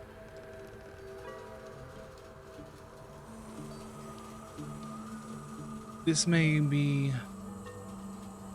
a bit of a tough thing to talk about, and I'll pull out the hagstone. His eyes flicker to it for a moment as he kind of hovers his hand over the coffee pot. Ah. Yeah, huh. He looks towards the stairs and goes to the door that kind of separates the inner house from the kitchen and pulls it shut and sits down, pouring you all a cup of coffee.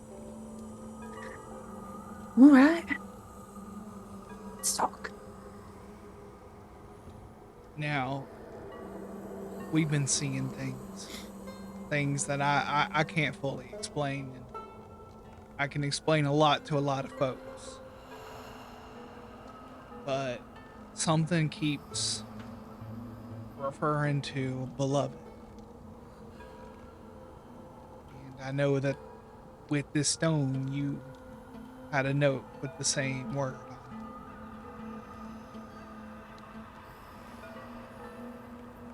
it. What's, is this something that's been haunting you too?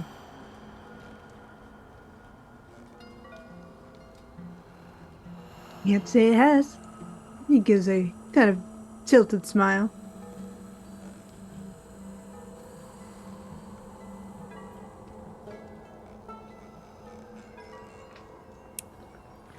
Why'd you give it to me, Silas?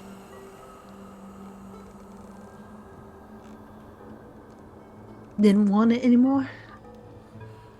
Not my responsibility. Not anymore. Where'd you get it? Ma'am gave it to me before she passed. He nods over to Teresa. She could see things too.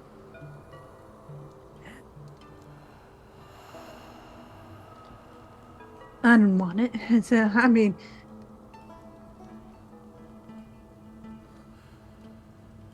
I don't want to see those things anymore. So it's yours. I don't want it. I would know how long ago that was. Man passed. Yeah, you would know that Silas's mother passed about 20 some years ago. Okay. You've had it all this time. Yeah. She brought it home. She brought it here. And she came over and, well, she gave it to me before she passed and said it was useful, but again, I don't want it. I don't want that responsibility. It's not mine anymore. It's yours. What is the responsibility?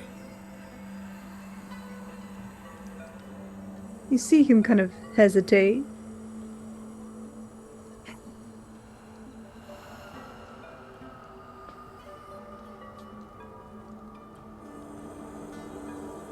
A lot, I suppose. Suppose it's a responsibility to this town. It's responsibility towards the mountain and things we see just out of the corner of our eyes. It's all that and probably a little bit more, but I can't really speak on it. What was the burden? Was it to witness? Was it to do something about it? Supposed to safeguard something that I didn't want to be part of. And it was a feeling that told you that, or was it something you know?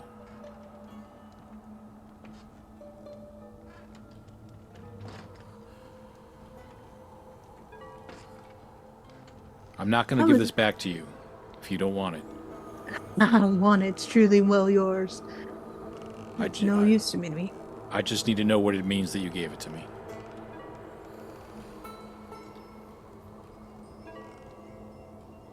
Kind of opens his mouth to say something but stops. You see him kind of trying to reach for words. He looks up when the floor above him kind of creaks and pauses to listen.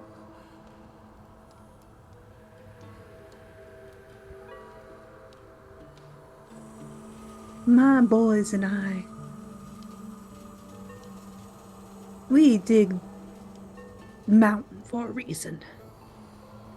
And Miss Teresa, when your husband was part of my crew, he was a good man.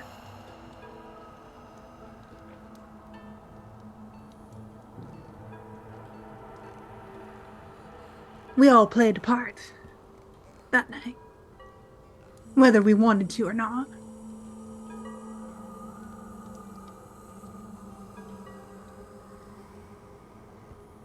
What happened down there the day I went out?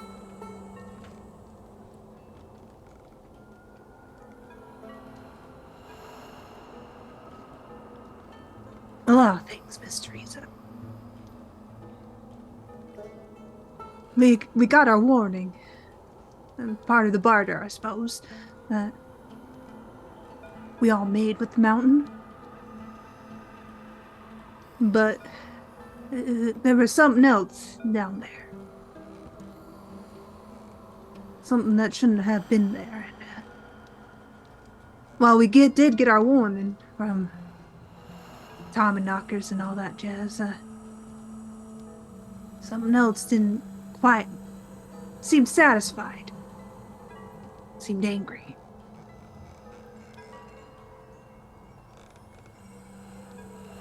Beloved, is that something else? His eyes snapped towards you, Dare. Don't go looking for her unless you want to deal with her. Whose deal was it that caused all this? Did you make a deal? Did the company? I can't make deals. People like me can't make deals, Dare. Nah, something else made a deal and We just pay the price. he kind of nods. You're looking for 5 people. I wish I knew their names, but that wasn't part of it. That knowledge isn't for people like me.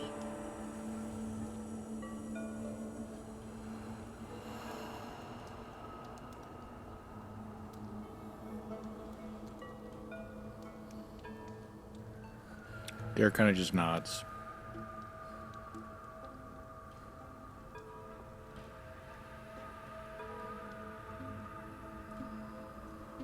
It was a great and terrible deal, I think. I know that much.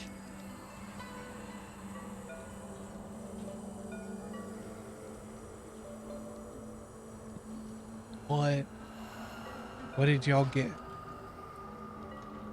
Deals are two ways. Y'all gave and got. What did you get? My boys and I? None. We didn't make the deal. We were a part of it. Unwillingly a part of it. Your husband was part of it. This town is a part of it.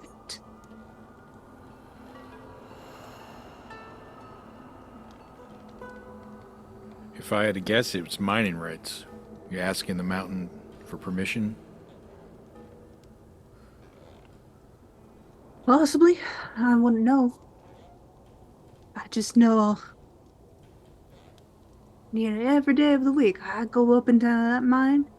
Every week I pull something out. And we pay the price until it's done.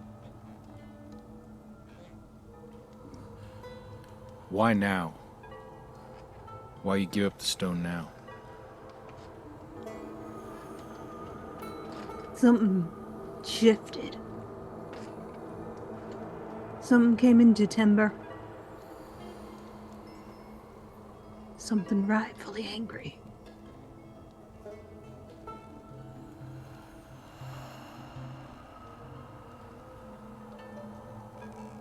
Did it stop bothering you once you gave me the stone?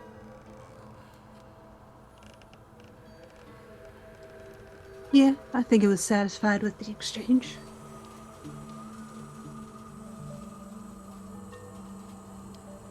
Well, then I'm happy Is- for you.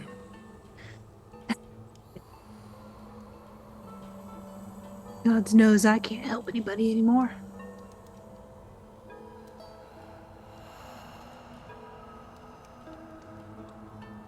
I don't know if that's true. You protected Jonas this morning from getting down there and hurting himself. Well, I think Jonas needs a little help. But ultimately it does serve that deal. Unfortunately.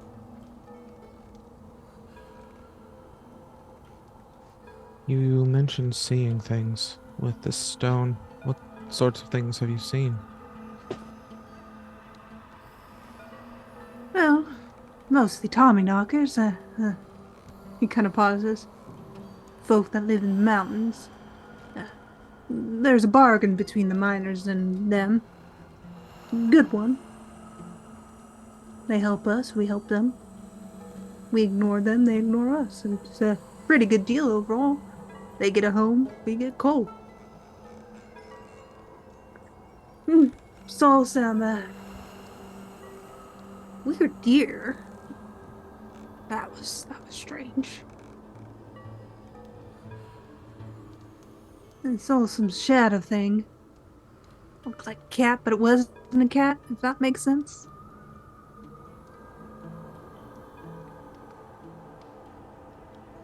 And these ladies made of gray.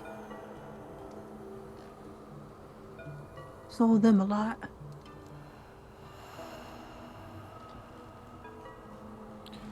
I saw the not deer before I got the stone, didn't I? Is that right? Mm-hmm.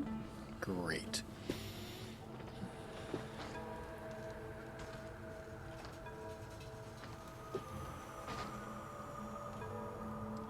Ever see? Oh, go ahead. No, Miss go ahead, go ahead. Teresa. No, I want to hear what you say.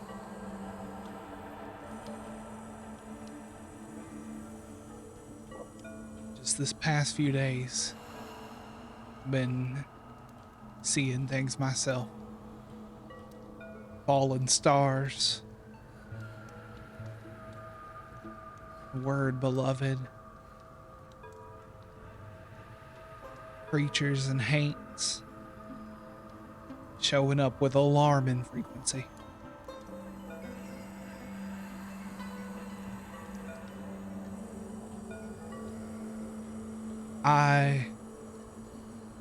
I'm still angry about what happened to Owen, but that's between me and the Lord.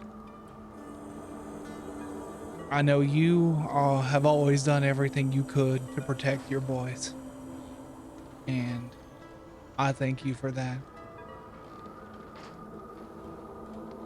But I am pissed you did not tell me about this. I don't know what I would have done, but maybe could have done something that Owen would be alive today.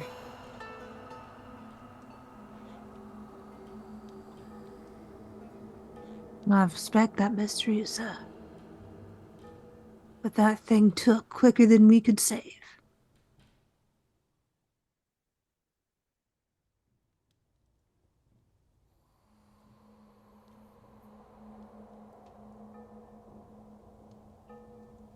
Ever see a star dance? Can't say I have. I have. What does it mean? He just has a kind of distant smile to his face. It's beautiful. That's what it means.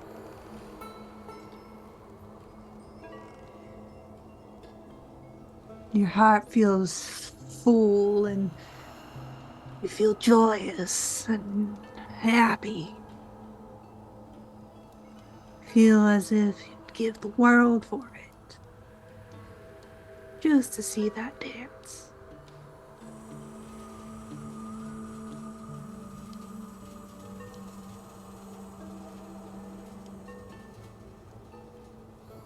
She is beloved.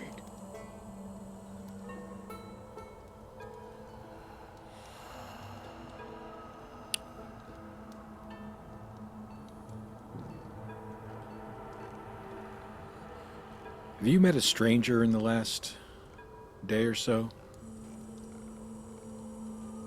Offered you to whatever your heart's desire? See kind of that wired, crooked smile across his face. Yeah, but like I said, I can't make deals.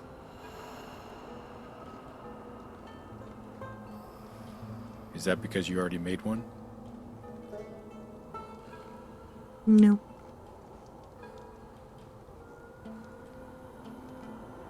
He doesn't deal with people like me.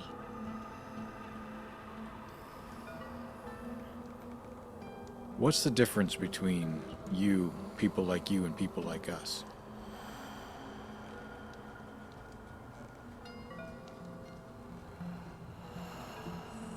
He ponders the question for a moment. I suppose the ability to move forward. Why can't you move forward? Not part of the deal. You can't make deals. Deal was made on my behalf. I see. So it's not that you've already made a deal. It's that your currency is already spent. He gives a small nod.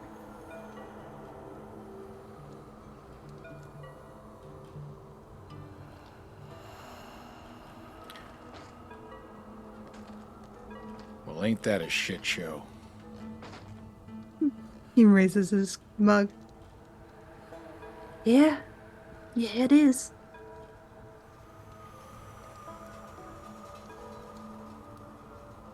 I know you said you don't know, but do you think Mr. McCavish is part of this?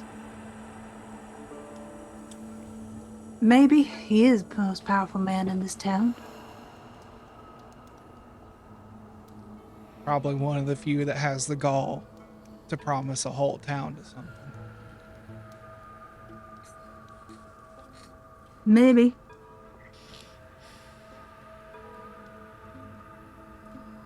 But to be a devil's advocate, why trade away your power to something when you've already got that power?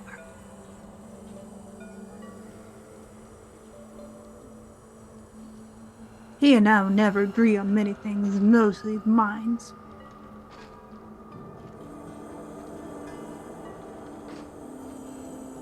And I don't think he'll trade away power for something trivial.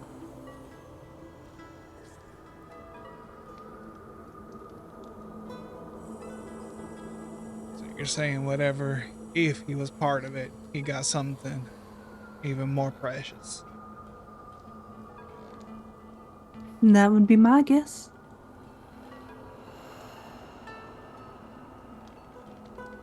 What's more precious than owning an entire mining town?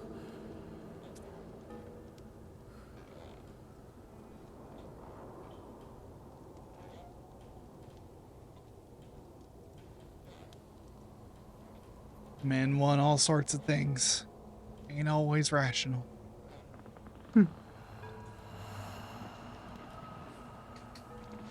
I don't know, you run into these rich folk, they're afraid of everything. Usually it starts with afraid of losing what they have. And nothing makes you lose everything faster than dying. True. We all gotta meet our maker in the end.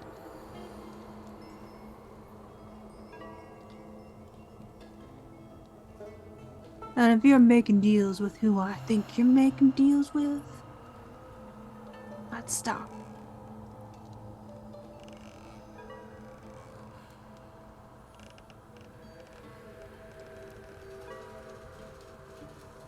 Well, you ain't gotta tell me twice. Yeah, I don't think any of us are rushing into deals.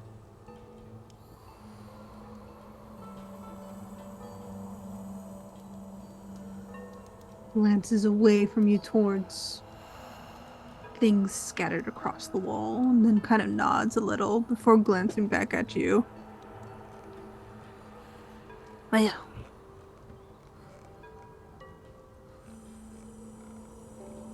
any more questions before I retire back upstairs? Just one. If you could make a deal, what would you want?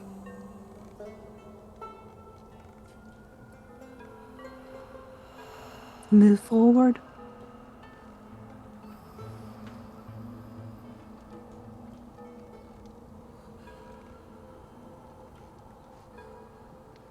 I'd wish to move forward.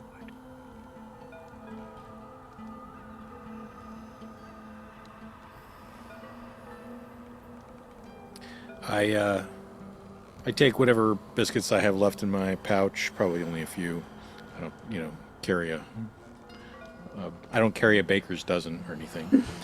And I say, for your boys or yourself, be safe out there. Mind if I thank you to that? I'll take this up to them tomorrow. I think they'd like it. Gets lonely down there. We appreciate your time. Yeah, we'll get out of your hair. Be careful on the road back. Woods aren't mighty nice this time of night. Yeah, you ain't gotta warn us twice. He stands up and takes you to the front door and kind of checks up the stairs to see if his wife is still resting or still upstairs, and opens the door for all of you. The old dogs kind of snuffle at you once more before kind of just retiring back to the porch. They're not really gonna bother you. But he kind of waves his hand and thanks and kind of shuts the door as you leave his residence. And anyone who wishes to can make a perception sight or a general intelligence look if you don't have any of those.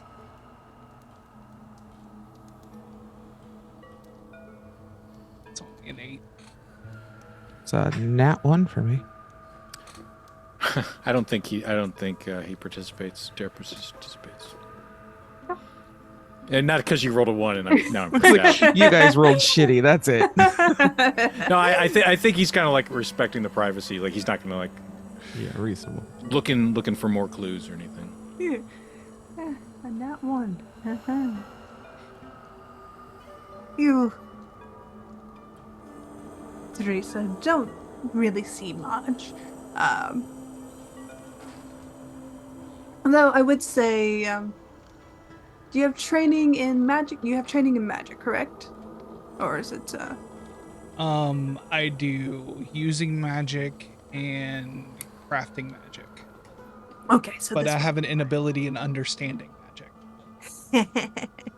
not a problem. Okay.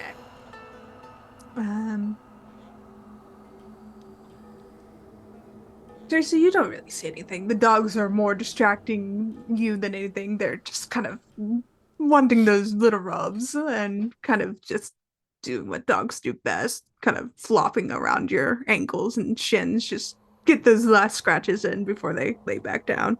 Uh, they bother you, Dare, because you have biscuits, but fully Oh, oh. distracting you. Also, I have the skill just to scratch. Yeah, So- yeah.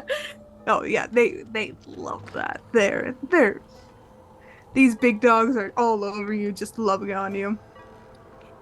Jasper, as you kind of watch this display, you kind of glance around this kind of beautiful night that's out there, and as you look around on the porch, you kind of see what looks to be a kind of small plate with bread and cheese kind of left out, next to some rosemary and what looks to be a hawthorn flower, like those nice little pink ones or nice little white hawthorn flowers. And you kind of see something pulling itself around the corner towards it, and then kind of reach up towards the table before it kind of glances in your direction, and you see too many eyes, too many limbs. I think I'll instinctively grab Teresa's elbow.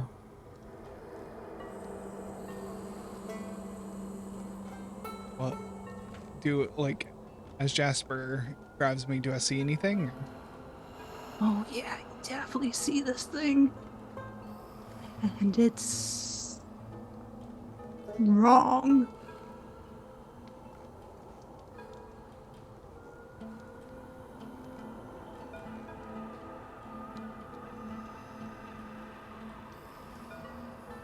And it's just watching the three of you quietly. The dogs don't seem to pay much attention to it, but they do have this notable shift in their demeanor as they kind of perk up their heads and start to slink away.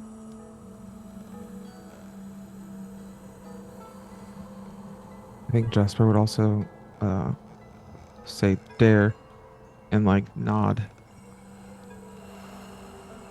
to try and like point it out to you. Oh look, what do I see? Thing with far too many eyes, far too many limbs, coiling black fly nesting of smoke and ash. I say I don't see anything, Jasper. No. I probably like stop petting, you know, like, and then realize like I don't want to hurt the dog and.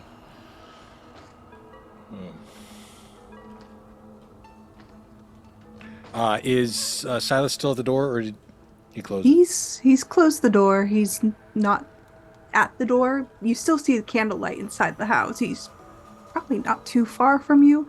He did say he had some dishes to clean up. But it's just you three, this thing, and the dogs.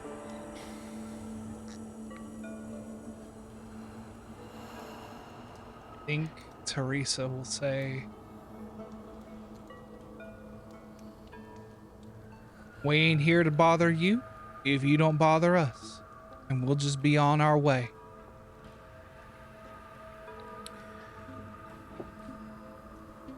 Roll persuasion, intelligence, communication.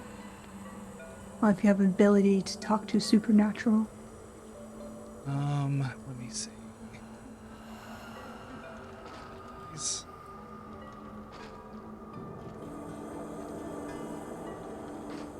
No, I don't have anything like that.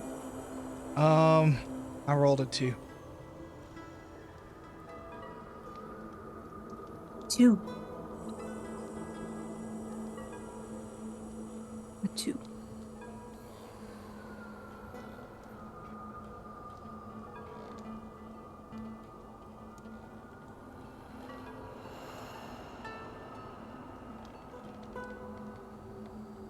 Okay.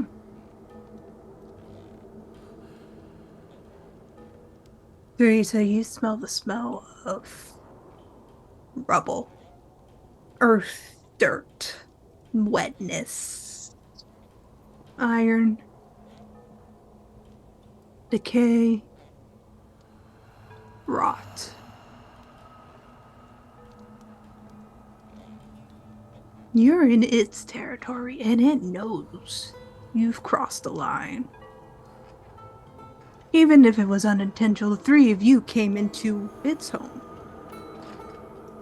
And you addressed it. And it's not happy.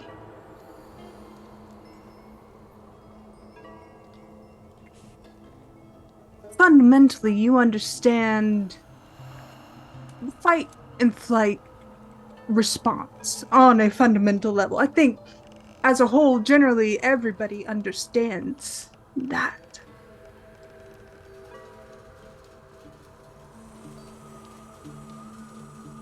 And as it kind of passes its hand over the food, you kind of see and hear the plate spill to the ground, but there's no food. The cheese and bread doesn't fall, it's just the plate.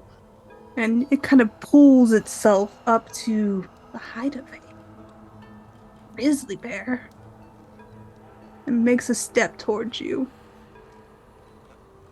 And you hear it in a quiet, whispering tone.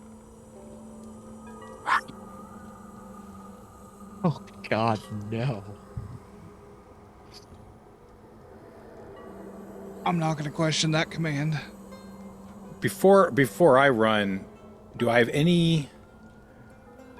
Okay, here's what where my brain went, and I don't know. I'm not sure how to roleplay this or make this mechanical. Could the stone that he gave to me? We've been thinking of it as like a cursed item that could bring danger to us. Could that be something that was protecting him, and could this thing be there for Silas? So I guess the question is, do I have the sense? Can I roll for that? Do I have the sense Yeah, that you this can thing is roll there for for sense Silas? of that. Definitely. Let's see. When I care, I roll well. It's the chipmunk. Every time you do the chipmunk voice, you do exceptionally well on the rolls, and I question this. I question the correlation. Am I doing the chipmunk now? No. But every time it kind of pops up, you do really well. And I think it's your good luck charm there. But as you kind of gather your senses, you know somewhere in the back of your mind, maybe your dad or your mother told you this, or somebody must have told you this, or maybe it's just the local lore that you've picked up. But hagstones can be protected.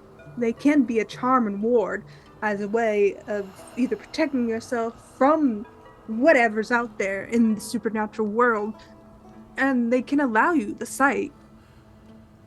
But to give it away is quite a gift in itself because it is a multifaceted thing. You're not sure if it's there for Silas necessarily, but you do know that it was looking for something. And it doesn't seem to have found it on this discarded plate, but has found the three of you quite easily, as it was addressed and drawn its attention towards you. And it doesn't seem to like any of you.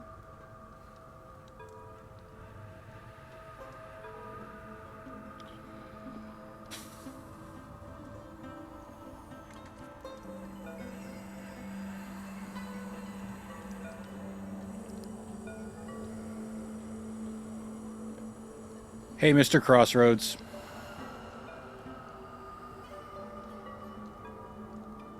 You call the Crossroad Man, and you kind of feel this kind of Oh dear.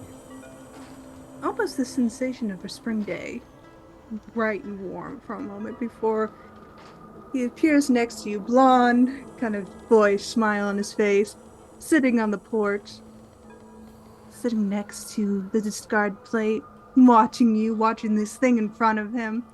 He's like, and he just kind of smiles and says, "Twice in one night, Mr. Dare. I'm a lucky little man myself.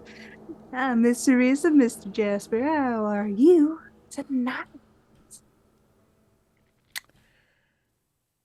I know what I want. By all means. I want the price of the deal to be paid by those who made it, and not by those who can't currently move forward due to their malfeasance.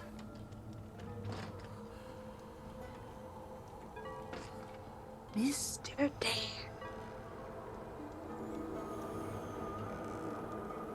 What a quest to give me.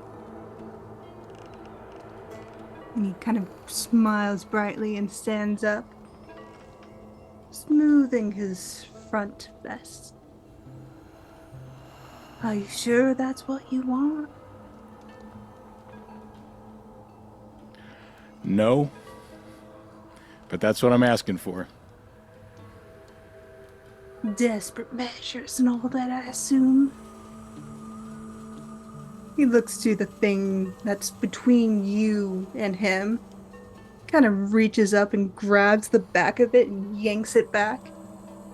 And you hear him say something in a language none of you understand, and lets go quietly before turning towards Silas's house. Looks to you, Dare. What a thing you've requested of me.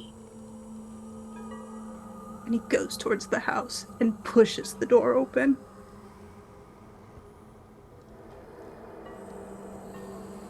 You hear screams.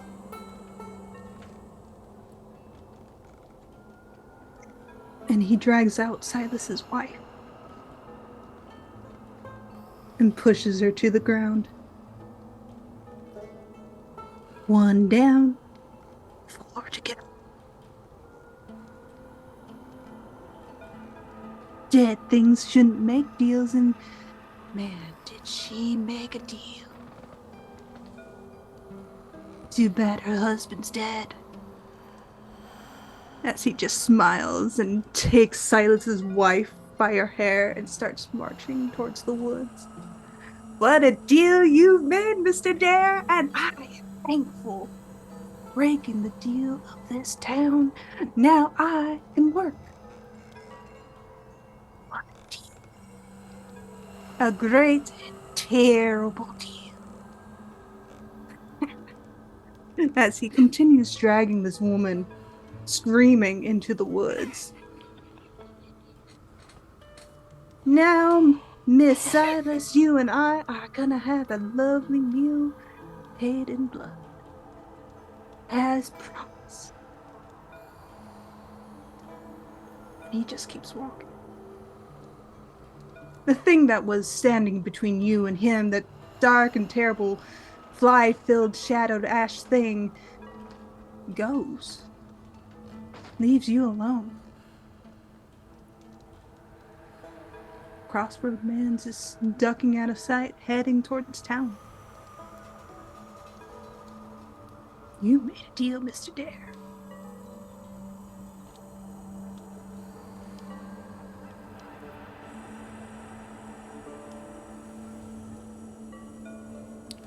I'm just stunned, and I don't think I do anything else. Like, I think I'm too scared to move, too scared to say anything. Mr. Dare, I think it's best we move along our way.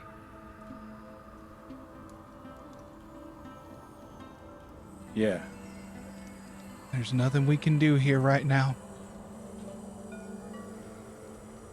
and she kind of grabs you by your wrist, and like you can feel that she's shaking.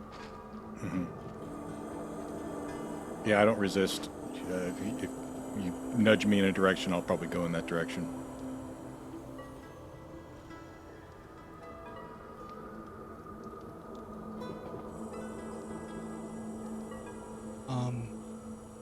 I think Teresa's thinking just be anywhere but here.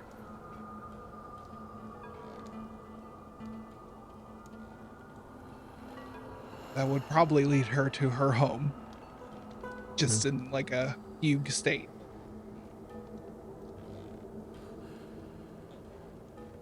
You travel through the night. You have to go through the woods, unfortunately, to get back, and man, those dark, wet spots are glistening under a dark moon. Trees are uncommonly quiet. You get to the fork in the road where you met Silas the other night. Blood spattered across the rock that he was sitting on. You see him quietly standing there, gash across his head, bleeding, as he's looking off into the direction of the mines. He turns towards all of you as you approach. Gives a small nod of his head, and its form just fades quietly, as if it were made of mist. And you hear, "Dead things can't make deals, distant air."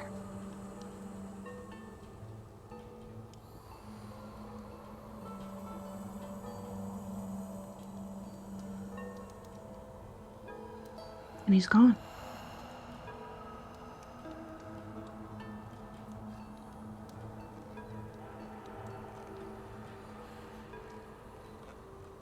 But you return home to Teresa's place, and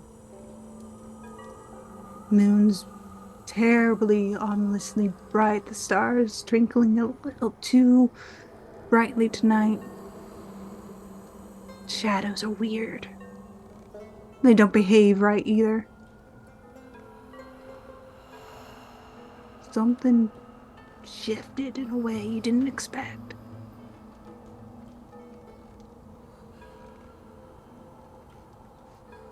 But the town is quiet.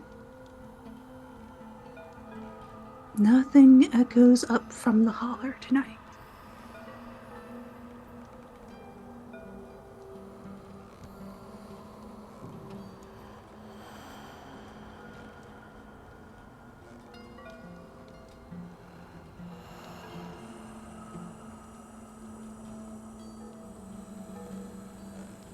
What have we done? All of us are speechless. I just wanted to save Silas. I have no doubt you are noble, but that creature is far from noble. You had no way of knowing.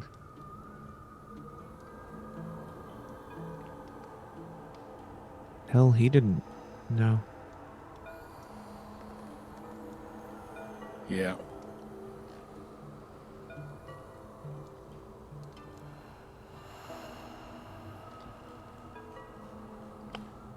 Well, I'll take first watch. I sort of like in a sim kind of fugue state that you were talking about. I'd sort of just walk outside and sit on the porch.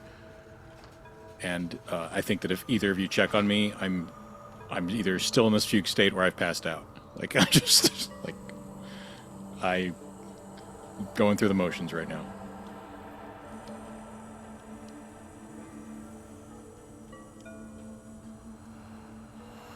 Teresa's looking for nails in jars, looking for anything she could that maybe she's heard of. Like, she wasn't trained to be a witch. She wasn't trained in those old magics, but she heard stories and she's trying to find something. She doesn't know if she's doing anything right. that she can go and bury at the corners of her yard. Keep whatever foul haints are out there out there.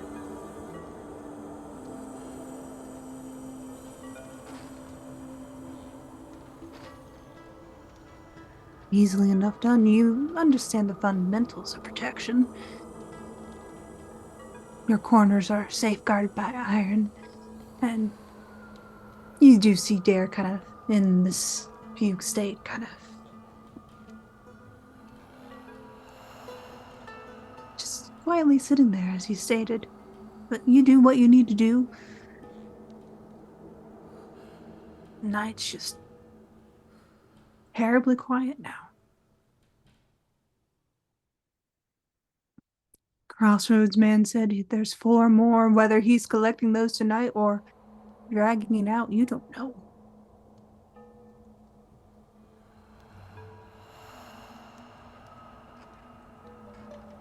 Jasper will stay here again. Probably not sleep much. About halfway through the night, I'll go outside and grab Dare and have him try to convince you to lay down on the couch for a little while, and I will sit out and watch. I don't say anything, but I just sort of nod and go in. You know, my eyes sort of like half glazed over and go on the couch. I don't know that I sleep either or much, but this feels like what we do, and so it feels like a way to move forward. Mm-hmm.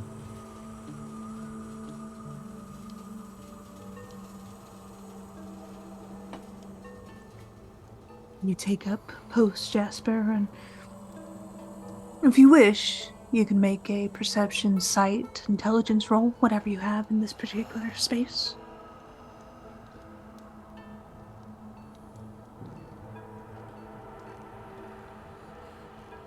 Is that 12? You sit there under the moon-filled night, and in this kind of clearing space that Teresa has for her home. You can see things fairly well around you. Moon's bright enough for it. But as you're watching and kind of waiting and listening, a few things catch your notice.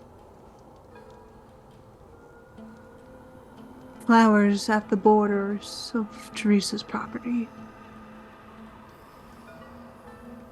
wilt.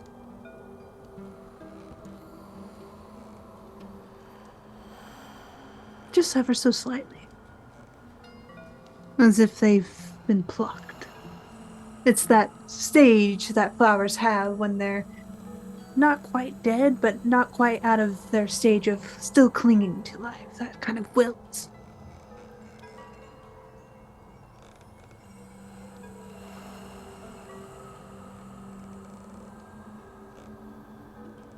See some of the bushes acting the same way. As if they've been uprooted in some sort of manner.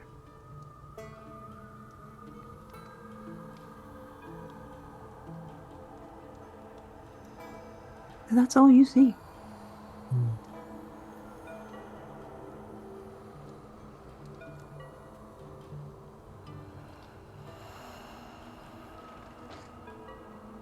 I'll probably bring that up with Teresa in the morning.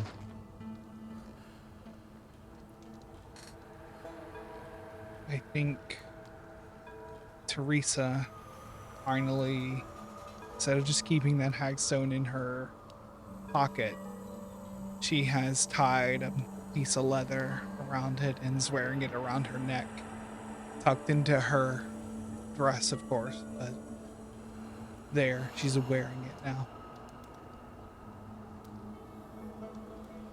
Feels warm against your skin.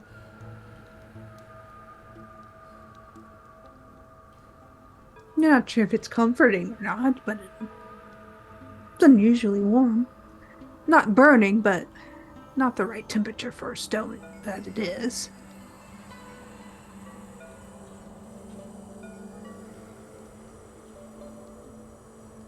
Night crawls across the holler. Nothing bothers you all for the rest of the night, it seems. Crossroads Man will keep his deal. Nothing seeks you out in the darkness. Even the presence that kind of stands beside you, Teresa, is noticeably quieter.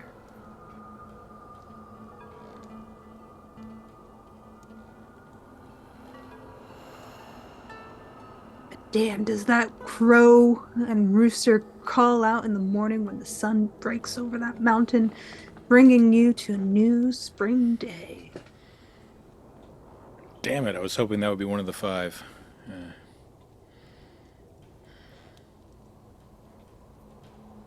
That damn bird. Almost. That bird has some dealings you don't know of yet. I know what my second wish is going to be. Okay.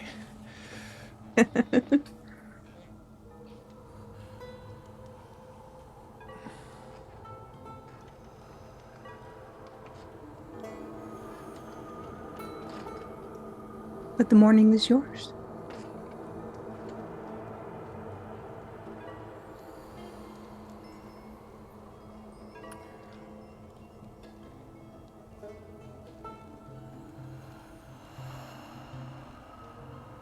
I mean, the only thing Teresa has is her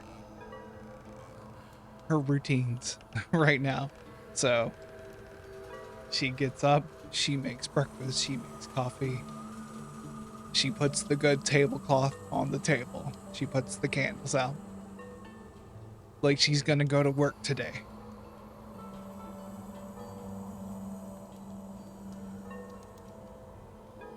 But in a moment between some of these steps, she, in her kitchen, just sitting over the sink,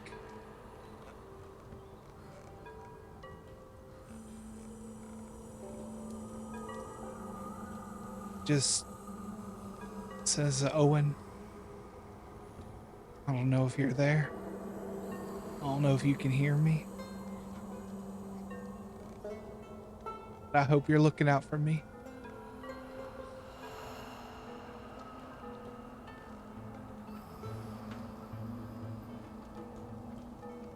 And then she continues on.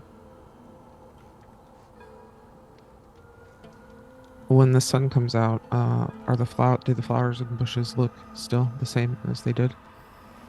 Dead now. Shit. And that's outside the property, so it sounds like the wards were working. That was the impression that I got. Mm-hmm. Good job. Yeah, I'll pull Teresa outside and point it out.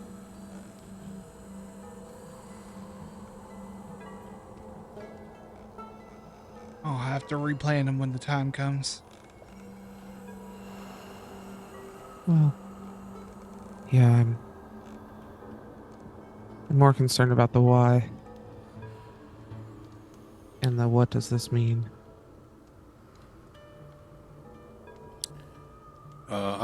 I come out still kind of groggy and not entirely with it, and say, "All right, I'm gonna go check on Miss Beatrice. Try not to kill anyone else before lunch."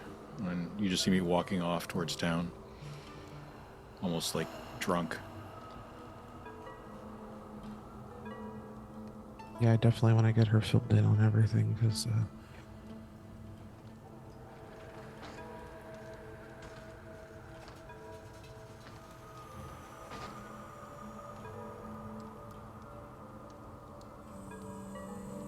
Making this kind of trudge towards town. Teresa, you're sitting up, and Jasper, you're staying back with Teresa, and Dare, your footsteps heavy. I would assume there's a lot on your plate right now. Intentional or not, you made a deal, and Crossroad Man took that deal. You get to town, and there's people in the square pointing at something.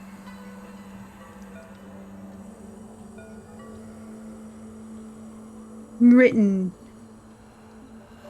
almost in neat handwriting. Just that awkward tilt that makes it just not quite right. You see, the debt needs to be paid, and I'm here to collect. And you see the apron of Silas's wife hanging on a peg, smeared in blood. And you see other posts. 4 more. Right behind it. It says, all across them, beloved, beloved, beloved, beloved. And the one with the apron says, freedom.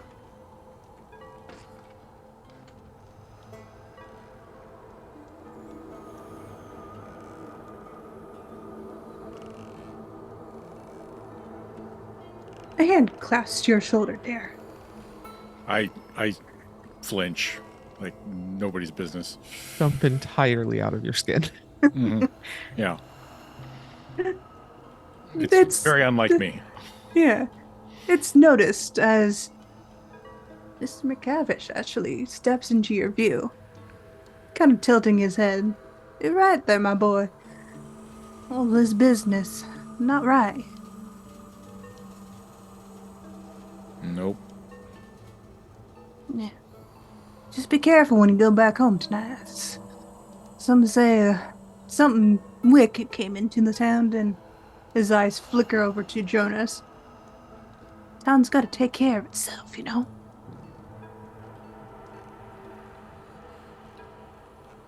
What are you saying, Mr. McCavish? He turns towards you. It ain't right that one of our own dies. Price gotta be paid, yeah? Sheriff's in the next holler over. Won't be here for a few days.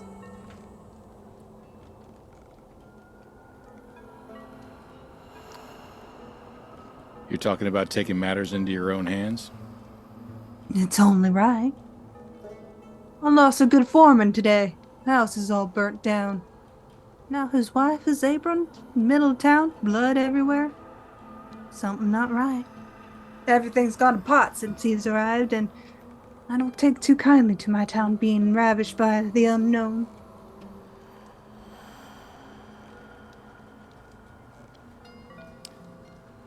Well, the system of having a trial and getting to the bottom of things ain't perfect, but it's better than just some of us picking and choosing who did it. And I can say pretty confidently you don't want to take matters into your own hands, Mr. McCavish. Well, if you think that's all fair and right, then I'll defer to the young generation, I have to say. Give me things a bit different in my day. He would have been dealt with if it were him. But all this kind of gestures towards the post and the blood. It ain't right. No, it ain't right.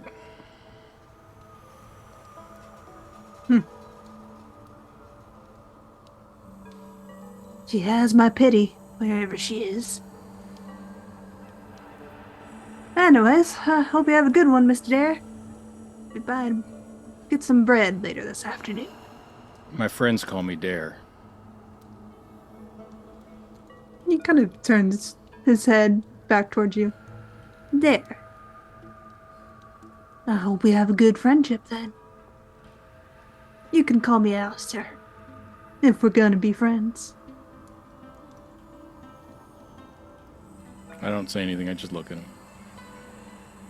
He gives a small nod of his head and kind of goes towards the post and examines it a bit more closely, kind of a weary sadness. His facade of arrogance drops slightly. He may be a company man, but he seems to still have feelings, no matter what the situation is. And he'll turn towards the others, trying to be of comfort, but this is weird, this is strange. And as the town kind of clamors to watch all of this, can't help but notice 4 more posts stand empty, and the Crossroads Man is just in the back of your mind.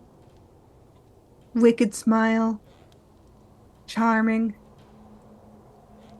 but he has your deal.